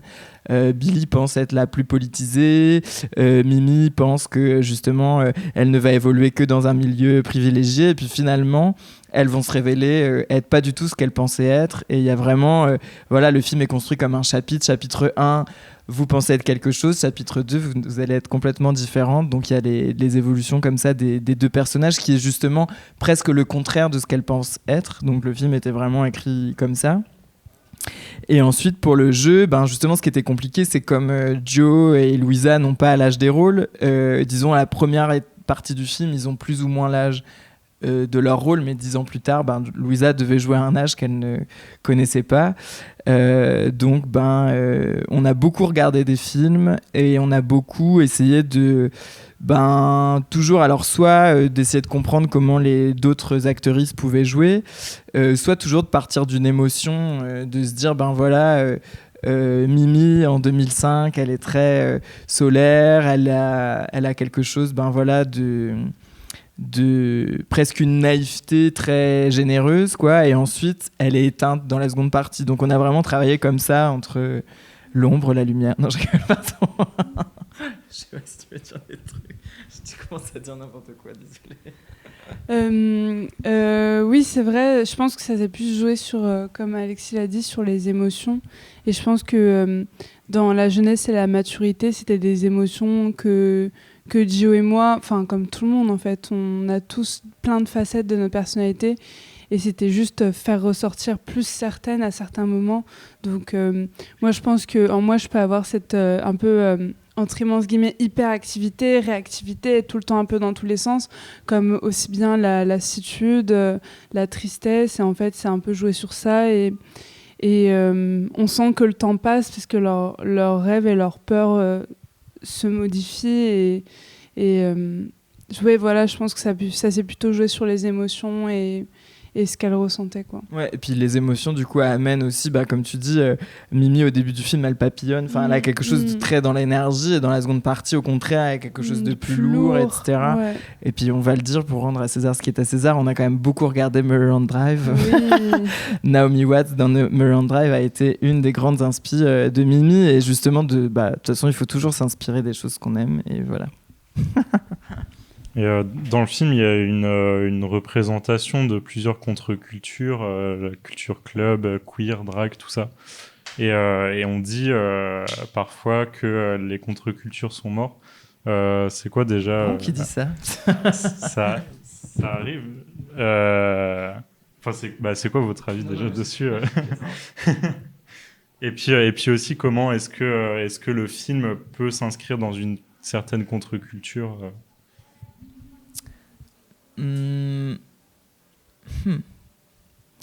Déjà, je sais pas si la contre-culture est morte. Moi, j'ai l'impression qu'aujourd'hui, tout est. Si c'est pas mainstream, tout est un peu contre-culture. J'ai l'impression qu'au contraire, tout est. Enfin, il y a tellement de choses possibles avec les réseaux, tellement de manières de se retrouver et tout. C'est quand même un peu le truc positif. Rien que le fait d'être queer et d'être lié à des potentiels queer à l'autre bout du monde, etc. Enfin, c'est quand même, ça crée du lien. Et je suis un peu obsédé par ça, mais justement. Quel est le film? Est-ce que c'est de la contre-culture? Je pense que le film il s'inspire de pas mal de choses qui sont considérées comme de la contre-culture, mais le film dit aussi qu'il n'a pas envie de choisir entre Britney Spears et Courtney Love, entre Diamanda Galas et Priscilla. Donc ouais, je crois que il y a quand même quelque chose de beau. Le beau peut se retrouver n'importe où, et donc oui, il faut pas que la contre-culture elle se fasse écraser par justement quand on essaie de détruire des cultures ou des choses, justement quand la culture mainstream vient un petit peu gommer tout ça. Mais moi j'ai l'impression que tout peut se nourrir de tout, et moi j'ai pas du tout l'impression que la contre-culture soit morte, mais je sais pas, c'est vraiment aussi un film de communauté. Le film a été fabriqué avec vraiment une équipe quasiment entièrement queer. Moi j'ai l'impression que notre culture est tout à fait vive. Je sais pas. Et pour conclure un peu, est-ce que vous avez des conseils pour des aspirants cinéastes ou artistes plus généralement queer dans leur projet? Tati Alexis, j'ai l'impression d'avoir 90 ans. Franchement, les conseils, c'est de s'entourer des gens qui vous comprennent vraiment. Donc moi, je pense que politiquement, artistiquement, c'est très très important, parce que faire des films, c'est vraiment lutter contre l'adversité tout le temps. Il faut demander, quand on demande de l'argent, les gens vont essayer de vous mettre des bâtons dans les roues. Le monde va essayer de vous mettre des bâtons dans les roues. Et si vous êtes seul avec des gens, certaines productrices sont pas forcément toujours des alliés. Et par exemple, avoir une productrice alliée comme moi, par exemple, c'est très important, parce qu'on sait qu'on travaille sur le même projet et que c'est ça la vision à défendre, c'est ça le projet du film, etc. Pareil pour les gens qui travaillent avec nous, que ce soit les actrices ou derrière la caméra. Je crois que ça, c'est vraiment la chose, c'est de constituer un peu un groupe comme ça, et de pas se laisser, parce qu'il y a toujours en école de cinéma, on les connaît, les gens qui disent on peut pas faire comme ci, on peut pas faire comme ça, et qu'on est découragé, etc. Et ça, vraiment de se laisser...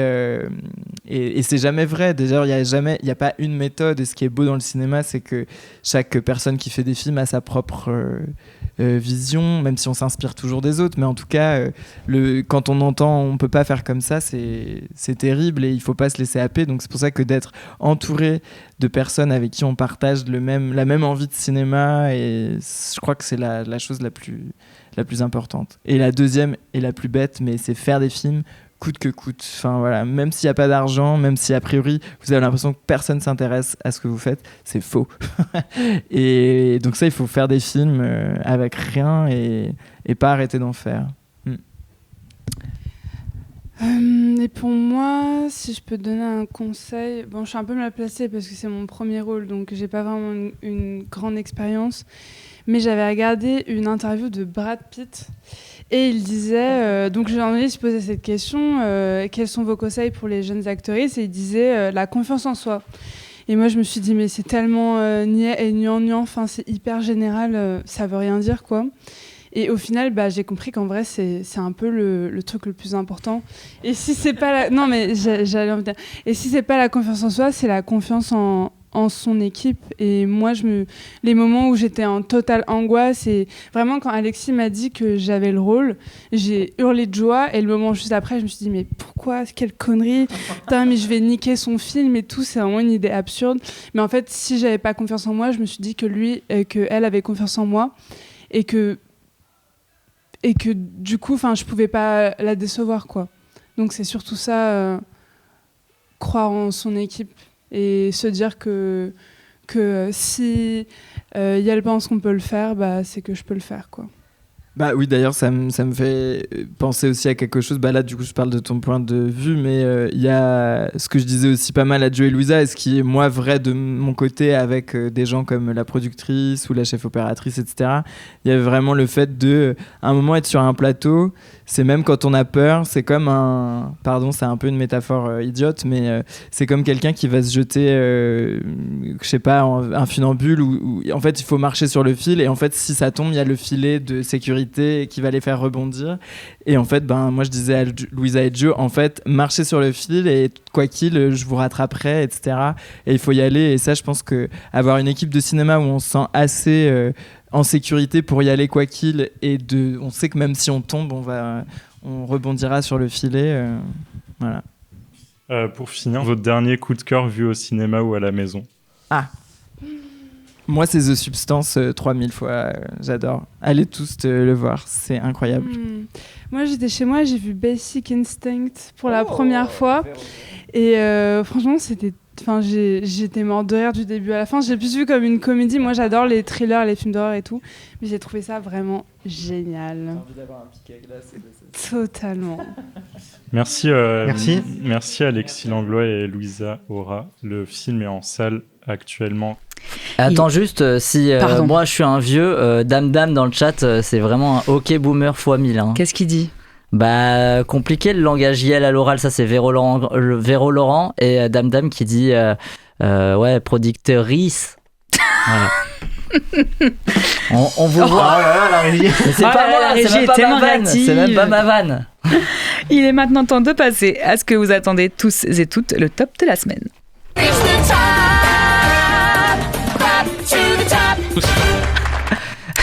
On commence par le top 1 de chaque chroniqueur, puis viendra le top 3 de l'équipe TCS. Hugo, l'ancien, quel est ton top ? La plus précieuse des marchandises. Florent ? La plus précieuse des marchandises. Hugo ? Hayao Miyazaki et le héron. Je reviens vers toi dans quelques minutes. Simon ? La plus précieuse des marchandises. Et moi, c'est la plus précieuse des marchandises. Tu l'as mal fait, toi. Je suis spécial.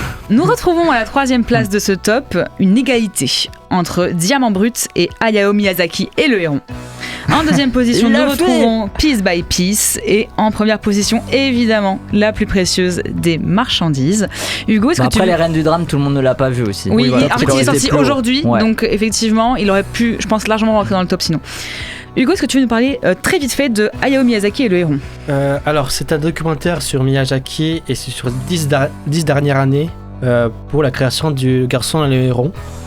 Et donc, c'est un documentaire fantastique qui parle de beaucoup de trucs, qui parle de le rapport avec la mort. C'est Jamie qui voit partir au fur et à mesure. Je crois que tu avais dit c'est Jamie. Je crois que c'était un épisode de ça par c'est Jamie. C'est Jamie qui partent et c'est vraiment il m'a beaucoup touché. J'ai même eu des larmes quelquefois, vraiment. Et j'ai trop hâte de le voir. C'est fantastique. Il est disponible en Lego. Non, il n'est pas. Et heureusement. Miyazaki en Lego, ce serait juste incroyable. Ouais. Et donc, je pense que maintenant, je deviens un peu plus mature et c'est de me dire que Le Garçon et le Héros méritait l'Oscar du meilleur film d'animation que comparé à Spider-Man. Bah attends, c'était incroyable Le Garçon et le Héros. Ouais, mais Le Garçon et le Héros. On va pas refaire le débat. Ouais. Non. Claqué aussi. Simon. Moi Prodigieuse. j'ai vu un film aussi bon que Le Garçon et le Héros. Prodigieuse. Je ne comprends pas ce film. C'est un film qui était au Cinémed sur des jumelles qui jouent du piano. Voilà. Il y a Franck Dubosc, Isabelle Carré dedans. C'est des jumelles qui sont même pas jumelles en plus. Oui, voilà. Les fausses jumelles. Moi, je veux juste dire que Lucas qui est en régie, m'a quand même envoyé des vidéos où il y a des gens qui disent mais quel film, quel top de l'année. Je vois que sur Allociné, bon c'est Allociné, mais il se tape quand même une bonne note spectateur. Mais les gars, enlevez votre merde qu'il y a devant les yeux, c'est vraiment mauvais. Prodigieux. C'est nul de chez nul. On veut plus voir de films comme ça. Et là, il y a un film musical qui est sorti. Je le dis vite fait parce que on n'en parlera pas. C'est En fanfare qui parle aussi de la musique et tout. Oui. Et bah, allez voir En fanfare. N'allez pas voir Prodigieuse. Mais de toute façon, c'est déjà ce que les gens font. Ils sont pas allés voir Prodigieuse parce que c'est nul. Voilà. Et Franck Dubosc. Très bien. Il est bon dans le film. Moi j'aime bien Franck Dubosc en plus. Il était meilleur dans Chien et Chat, voilà ce que j'ai envie de te dire. Ah ouais. Ok, bon bah vous voilà prévenu. Merci beaucoup pour vos avis. Sans transition, ce soir Hugo nous présente le quiz. C'est donc parti pour le quiz. Quel est ce savant, messieurs? Oui, savant de Marseille. Est-ce que Stevie est-il prêt? Je vais répéter la question. Oui, non. Oui. Oui, venez, je ne sais pas. Quel est le prénom de Glu-Glu?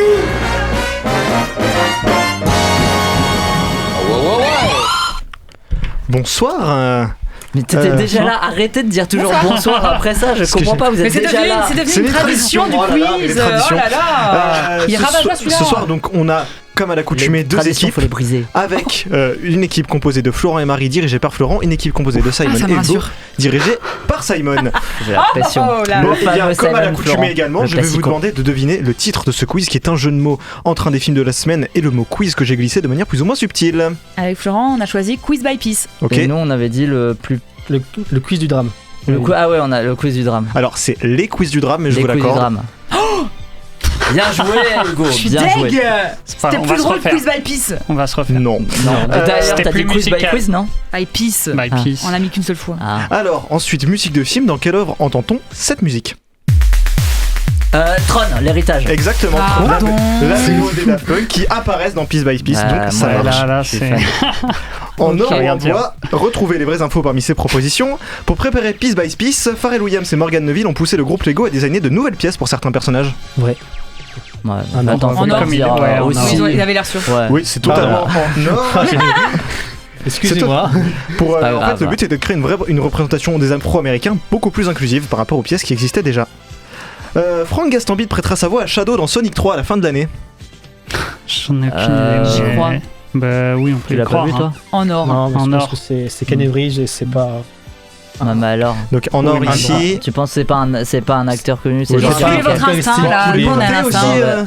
Je vais suivre Hugo et après je vais dire putain t'es con. Donc en bois. En bois, c'était en bois effectivement. Ah ouais. Putain t'es pas con.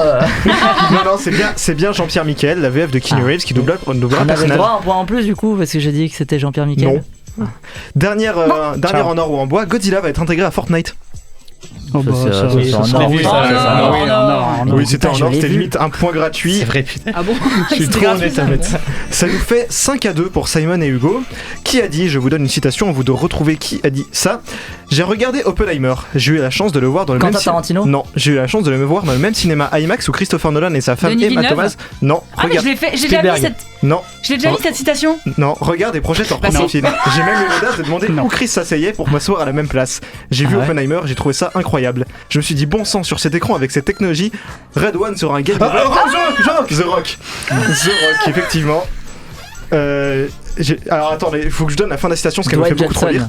Oui, je sais. Je me souviens d'avoir envoyé un texto à Jake Kasdan avec une photo de mon torse et de l'écran. On a compris à quel point l'IMAX c'était cool. Quel rapport? Il s'est déshabillé au cinéma pour faire la photo. Dans le cinéma de Nolan pour. Qui ça étonne? Pour promouvoir l'IMAX. Bon, bref. La John Alors Watson. Rocco Siffredi, il aurait fait comment? Question à choix multiple. 3 points si vous êtes la seule équipe à trouver la bonne Encore un réponse. truc de vieux, ça. 2 points si vous les deux équipes trouvent la bonne réponse. Alors Hugo, tu évoquais tout à l'heure la mort de Jim Abrams, membre du trio Zaz. On le connaît surtout pour la série des Y a-t-il un flic? Et cette série, elle entraînait énormément de films américains qui a à avoir un titre qui commence par Y a-t-il? Y a-t-il? À votre avis, lequel est réel et lequel n'existe pas? Lequel est réel? Y a-t-il une goule dans mon salon? Y a-t-il un vampire dans ma cave? Y a-t-il un fantôme dans mon lit? Ou y a-t-il un zombie dans mon jardin? Alors il y en a qu'un qui est réel. Ouais. Il y en a qui est réel. Y a-t-il une goule dans mon salon? Y a-t-il un vampire dans ma cave? Y a-t-il un fantôme dans mon lit? Y a-t-il un zombie dans mon jardin? Le fantôme dans mon lit. Fantôme dans mon lit, c'est celui qui m'inspire le plus parce que Ghoul, c'est un peu spécifique. Ah ouais, c'est très spécifique même. Y a-t-il un fantôme dans mon lit? Nous aussi on dit ça. Et bah ça fait 2 points chacun, c'était effectivement y a-t-il un fantôme dans mon lit? Mes réponses sont ultra prévisibles. Hop. Non. Ça fait donc 8-4 pour Simon et Hugo. Quiz spécial, alors on a parlé de Piece by Piece, on a parlé des reines du drame, c'est quoi le point commun entre les deux? La musique. C'est la musique. Quiz spécial, le monde de la musique dans les films. C'est très très dur. Je suis une grosse merde en musique. Attention, qui c'est cela? Jackson Maine et Ali Campana. Qu'est-ce que c'est ça? Le truc. C'est leur Whiplash? Non, je l'ai, c'est. La La Land? Non, mais en fait, si je donne un nom, ça va partir.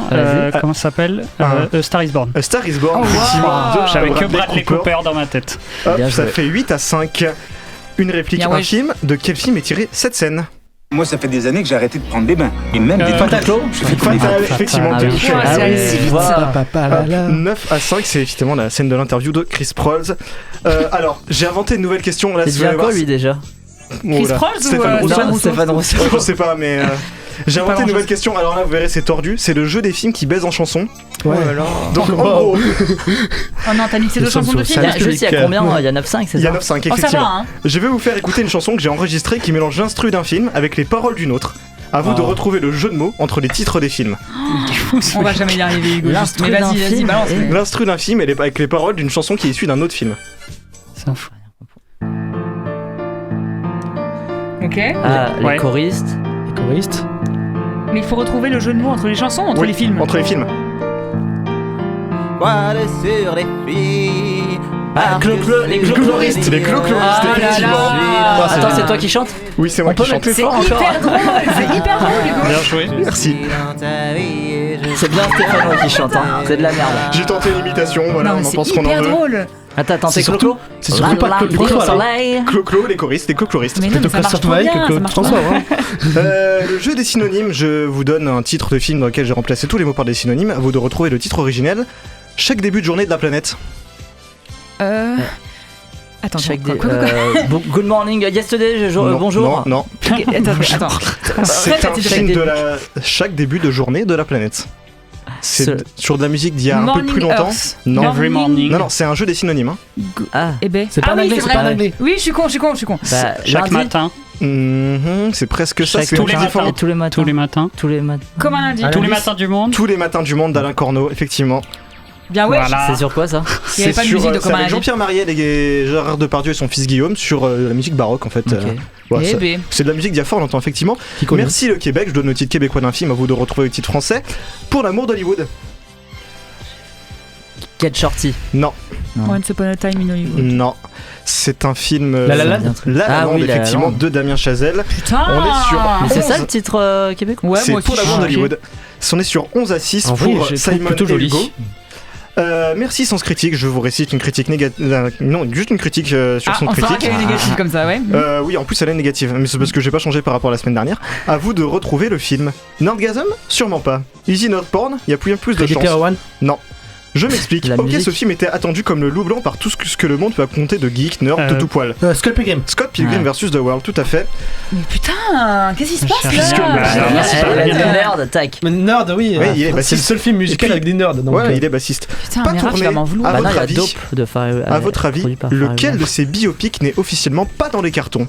Est-ce que c'est un biopic sur les Bee Gees, sur Bruce Springsteen, sur Sting ou sur Frank Sinatra?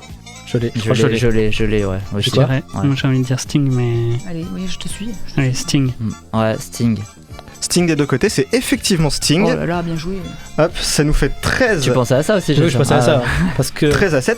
Il y a Reddy Scott, le effectivement. Alors Bruce Springsteen devait être interprété par Jeremy Allen White dans un film réalisé par Scott Cooper. Martin Scorsese avait annoncé il y a quelques temps un biopic sur Sinatra. Ridley Scott est attaché à un biopic sur les Bee Gees. Et pour l'instant, Sting, il est sur une pièce autobiographique sur lui en Angleterre, mais c'est pas adapté d'adapter un film. C'est fou. Oui, si tu veux. Question casting. Je vous reste le casting d'un film, à vous de retrouver de quel film il provient. Jack Davenport, Ralph Brown, Tom Wisdom, Gemma Atherton, Emma Thompson, Kenneth Branagh, Tallulah Riley, Nick Frost, Rhys Ifans. Good Morning England. Good Morning England, tout à fait. C'est génial, de Richard Curtis. Il y a 14 à 7 pour l'instant. Oh là là. C'est dur. Musique de film, à votre avis, dans quel film peut-on entendre cette musique? Whiplash. Attends, oui, c'est toi. Ouais. Il l'a dit de toute façon. 15 à 7, bon, c'est pas mal. En termes de score, on va passer du coup au duel time. Donc c'est donc. Du coup, c'est 3 points ou 4 points? C'est 3 points maintenant, ouais. On peut dire 4, on peut dire 4 pour cette fois pour qu'au moins ils égalisent. Okay, c'est la dernière fois qu'on le fait. Alors, oui, voilà, allez. Simon, tu as le choix entre la question. Ça, c'est dur. Tu as le choix entre la question Westcote ou la question.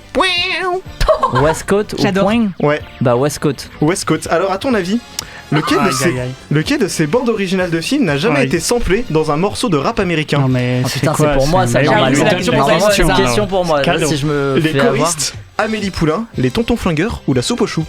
Alors, les choristes, oui, ça a été fait. T'as pas le droit de m'aider, toi. Pardon, c'est vrai. Ouais, calme-toi. Tonton Flingueur, c'est possible. La soupe aux choux. La soupe aux choux, j'aimerais écouter par contre si elle existe. Peut-être que c'est Amélie Poulain, ça me semble ça me semble trop gros. Mais ouais, je vais. Allez. Ou la soupe aux choux, c'est une grosse connerie que t'as mis, je vais tomber dedans, mais je vais dire Amélie Poulain. Amélie Poulain, ok, très bien. Je note. Si je me mine de mon stylo. Florent, il te reste la question. Elle est assez facile. Laquelle de ces stars du rock n'a jamais participé à la BO d'un film? Malcolm Young, Tom Morello, Serge Tankian ou Roger Waters? Mais c'est qui ces gens? J'en ai un que je suis sûr qu'il a participé. Alors, Roger Waters, j'ai choisi extrait cette photo parce qu'on sait pas si c'est Roger Waters ou Alain Chabat. C'est qui Roger Waters dans les 4? C'est le bassiste des Pink Floyd. Ouais. Non, mais c'est quelle photo? C'est la dernière. Ah, d'accord. Est-ce que tu peux donc c'est qu'il ne ressemble vraiment pas à Alain Chabat. Est-ce que tu peux redire les noms pour que je puisse Malcolm dire un nom au Young, hasard? Tom Morello, Serge Tankian ou Roger Waters? Je trouve qu'il ressemble plus à Patrick Swayze à la fin de sa vie. C'est vrai. Je vais dire le deuxième que t'as dit. Tom Morello, ok. Le gars avec le bandana rouge. Je trouve qu'il ressemble plus à Pierre Richard, moi. On commence par toi. Roger Waters a composé pour la BO de deux films, The Body et When the Wind Blows, en plus de participer à celle de la légende du pianiste sur l'océan aux côtés d'Ennio Morricone. Et puis même son film là, The Wall. The Wall. Bien sûr. Bien sûr. Ouais. Serge Tankian a fait une reprise de la chanson. Serge Tankian a fait une reprise de la chanson Godzilla du Blue Oyster Cult sur la bande originale de Godzilla 2 Roi des Monstres. Un classique. Qui est donc Serge Tankian qui est donc le chanteur de System of a Down. Et Tom Morello a composé une partie de la BO de Pacific Rim aux côtés de Ramin Djawadi. C'est donc. T'avais dit quoi? J'ai dit le deuxième, moi. Il a dit Tom Morello. Non, il attend. Il c'est donc Malcolm Young qui n'avait jamais fait de BO. Vous perdez 4 points et vous retombez à mais c'était bien joué quand même. 3 points. Ah, t'excuses pas. Simon. Bien joué. Alors, la BO des choristes par Bruno Coulet est samplée dans le morceau Hate on Me de Snowgoons feat. Crop Snatchai M. Dot. Que des classiques. La chanson I Not Scooby-Doo de Fat Dog sample le thème de La soupe aux choux de Raymond Lefebvre. J'ai envie de l'écouter du coup. Et La Vague d'Amélie de Ian Tierson est reprise dans au moins 2 morceaux américains. Mother's Milk de Delia Lowrance et Diary de Whale. De toute façon, je sais même pas ce que c'est la BO de Tonton Flingueur donc. C'est vrai qu'on Ah ouais, c'est. Alors, le score final 11-3 pour l'équipe de Simon et Hugo qui reportent donc ce quiz haut la main. Eh bien joué Simon et Hugo, c'était un très beau quiz. Florent. Merci beaucoup Hugo, de nous avoir proposé ce magnifique quiz. Avant de conclure, on passe tout de suite à nos recos de la semaine. Alors si je peux me permettre de te donner un conseil, c'est oublie que t'as aucune chance, vas-y fonce. On sait jamais, sur un malentendu ça peut marcher. Toutes les semaines, les chroniqueurs et moi-même vous faisons part d'un coup de cœur plus ou moins lié au cinéma. Petit tour de table. Hugo, quel est ta reco? J'ai oublié, faut que j'aille voir. Alors, ça s'appelle, c'est l'album de Linkin Park, si tu veux savoir. Voilà, c'est ça. Ouais, en plus, ça se voit qu'il m'a marqué. Non, du coup, je l'ai écouté il y a pas très longtemps. Je l'ai écouté beaucoup de fois de suite. Au final, c'est nul. Non, j'ai pas particulièrement grandi avec Linkin Park, c'est pas un truc que j'ai écouté dans mon adolescence, mais là je m'y suis mis avec T'es trop jeune, c'est pour ça. Ouais, peut-être possible. Je m'y suis mis avec ce nouvel album et j'aime vraiment beaucoup. Bon, après j'avais écouté quand même pas mal d'anciennes et je trouve qu'il y a quelque chose à la fois très similaire et très différent notamment par le fait qu'il y a une nouvelle chanteuse dans le groupe du coup depuis le décès de Chester Bennington, qui est Millie Armstrong, et qui apporte vraiment sa patte à elle. Qui a une voix incroyable. Ouais, tout à fait. Elle est forte, vraiment. Et il y a beaucoup de sons. Et déjà dans les 2 singles qu'ils avaient sortis, j'aimais beaucoup, mais même dans l'album, il y a des sons que j'adore. Il y a Cut the Bridge, Two Faced. Moi, c'est un album que j'aime beaucoup, même s'il est très court, et j'ai trop envie de le voir jouer en live. Merci beaucoup Hugo. Hugo, quel est ta reco ? Eh bien, sans trop d'originalité, j'étais étonné que personne ne l'avait dit, mais c'est la saison 2 d'Arcane. Voilà, donc... Moi, j'ai pas vu, par exemple. Donc... C'est une des meilleures séries d'animation depuis ces 10 dernières années, je pense, voire même plus. C'est magnifiquement bien écrit, magnifiquement bien mis en scène. Les musiques sont incroyables, notamment celle de Stromae, qui me hante depuis samedi. Voilà, donc allez le voir, c'est fantastique. Et écoutez leur album. Il y a beaucoup d'artistes qui interviennent et c'est vraiment formidable. Voilà. Très bien, c'est noté. Florent, quelle est ta reco ? Alors moi, c'est la troupe / le spectacle Les Franglaises. Donc c'est un spectacle qui est basé sur le principe de vous comprenez pas vraiment ce que vous écoutez. Donc ils reprennent des chansons qu'on écoute tous les jours, mais en chantant les paroles en français. Donc là, le principe peut paraître hyper simple et basique, et en faire tout un spectacle, ça peut paraître long. En fait, ça en fait une comédie musicale incroyable, vraiment très très drôle. J'étais vraiment surpris. Ça fait 15 ans qu'ils font ça. C'est leur dernière saison, après ils arrêtent. Donc c'est vraiment cette année le dernier espoir pour voir les Franglaises. Pour ceux qui sont montpelliérains, ils passent le 11 avril à Montpellier. Donc vraiment, foncez, vous allez être agréablement surpris. Franchement, ça me donne très envie. Simon, quel est ta reco ? Quand il y a un titre de Kendrick Lamar qui sort comme ça, cet été, Not Like Us, t'es content. Et quand il y a un album surprise, tu l'as encore plus. Donc je vais recommander JNX, son dernier album à Kendrick Lamar. Bon, c'est pas son meilleur, mais il tape un peu, il fait plaisir et il continue à taper un peu sur plein d'autres rappeurs américains, et ça me fait rigoler. Et c'est toujours très bien produit, tout ça. Il n'y a pas Pharrell Williams à la production. Une bonne nouvelle plutôt. Il nous manquait déjà. Mais ouais, c'est très cool. Très bien, c'est noté. Et moi, ma reco, c'est l'association Orphelin. Je ne sais pas si j'avais déjà dit, mais magnifique. Et bien sûr, avec donc mon copain Raphaël, nous sommes famille d'accueil pour des chats chez Orphelin depuis un peu plus d'1 an. Et donc c'est une super assoce. Ils ont toujours des chats. Et je les ai toujours. Si vous voulez adopter 2 petits chats d'1 an qui sont absolument adorables, ils sont disponibles chez nous. Tu fais pas la promo d'Orphelin, tu fais la promo de tes chats que tu gardes. Absolument, je les adore. Et c'est chez eux que j'avais adopté mon premier chat.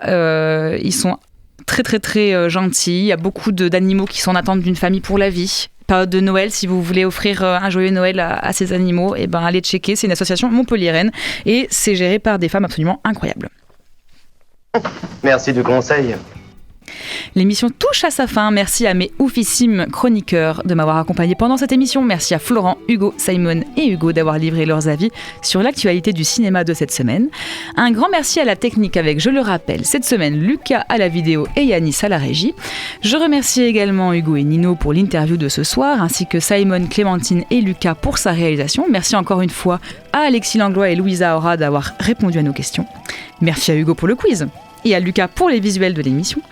Merci également à Dame et Véro de leur présence. De vivre, tout simplement. Si l'émission vous a plu et que vous voulez continuer à nous suivre, n'hésitez pas à nous retrouver sur Facebook, Instagram et YouTube et toutes les plateformes de podcast pour retrouver les replays des émissions. La semaine prochaine, Simon sera aux commandes de l'émission et accompagné d'Oksana pour une émission spéciale. C'est le retour du cinéphilique et nous vous avons réservé une invitée de marque pour répondre à nos questions. Est-ce qu'on peut la citer ? Ah bah oui, il y a un visuel, il y a tout. La talentueuse Emma Benestan. Qui vient de sortir son deuxième film du coup. Animal absolument, foncez le voir. Et en plus il y aura des surprises pendant cette émission. Il y aura des happenings. Voilà, je préfère pas en dire trop. Très hâte. Pharrell Williams. Il y aura mieux, je te dis, il y aura mieux que Pharrell Williams. Moi je sais. Soyez au rendez-vous. Pour conclure cette émission, je vous propose d'écouter la chanson tirée des Reines du Drame, Patouche, interprétée par Ambriel Rapp et composé par Yel, mais dans le film c'est bien sûr Mimi Madamour qui nous livre sa version. Le film est sorti aujourd'hui, alors foncez le voir. Sur ce, chères auditrices, chers auditeurs, j'étais ravie de passer 1h30 en votre superbe compagnie. Bonne semaine à vous et prenez soin de vous. The Cinema Show, c'est tous les mercredis sur Radio Campus Montpellier et c'est encore un peu maintenant. Franchement, tu te prends trop la tête. Tu vis dans un rêve. T'es vraiment trop compliqué.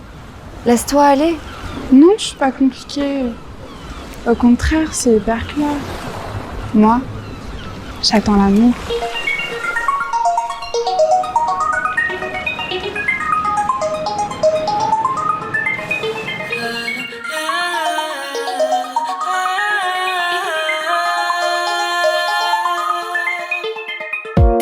tes promesses, tes caresses avec les yeux.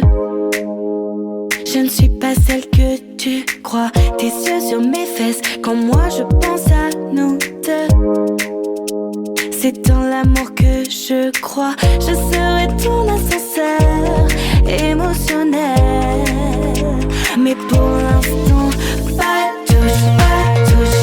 Si tu veux ma bouche, prends d'abord mon cœur ou reste sur la touche. Pas de touche, pas de touche. Je ne suis pas ta chose. Si tu veux ma bouche, tu chéris mon cœur. Pas de touche, pas de touche. Si tu veux ma bouche, prends d'abord mon cœur ou reste sur la touche. Pas de touche, pas de touche. Je ne suis pas ta chose. Si tu veux ma bouche, tu chéris mon cœur. Tous les jours pareil, sur leurs lèvres tu papillonnes. Mais moi je veux être la seule des mondes et merveilles. Mais ton regard m'empoisonne. Le jeu en vaut-il la chandelle? Je garde tous mes baisers entièrement pour toi.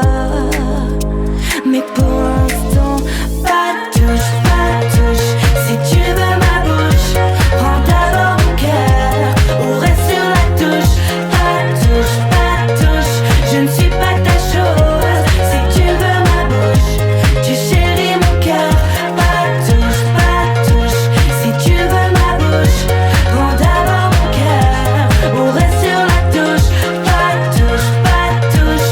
Je ne suis pas ta chose. Si tu veux ma bouche, tu chéris mon cœur.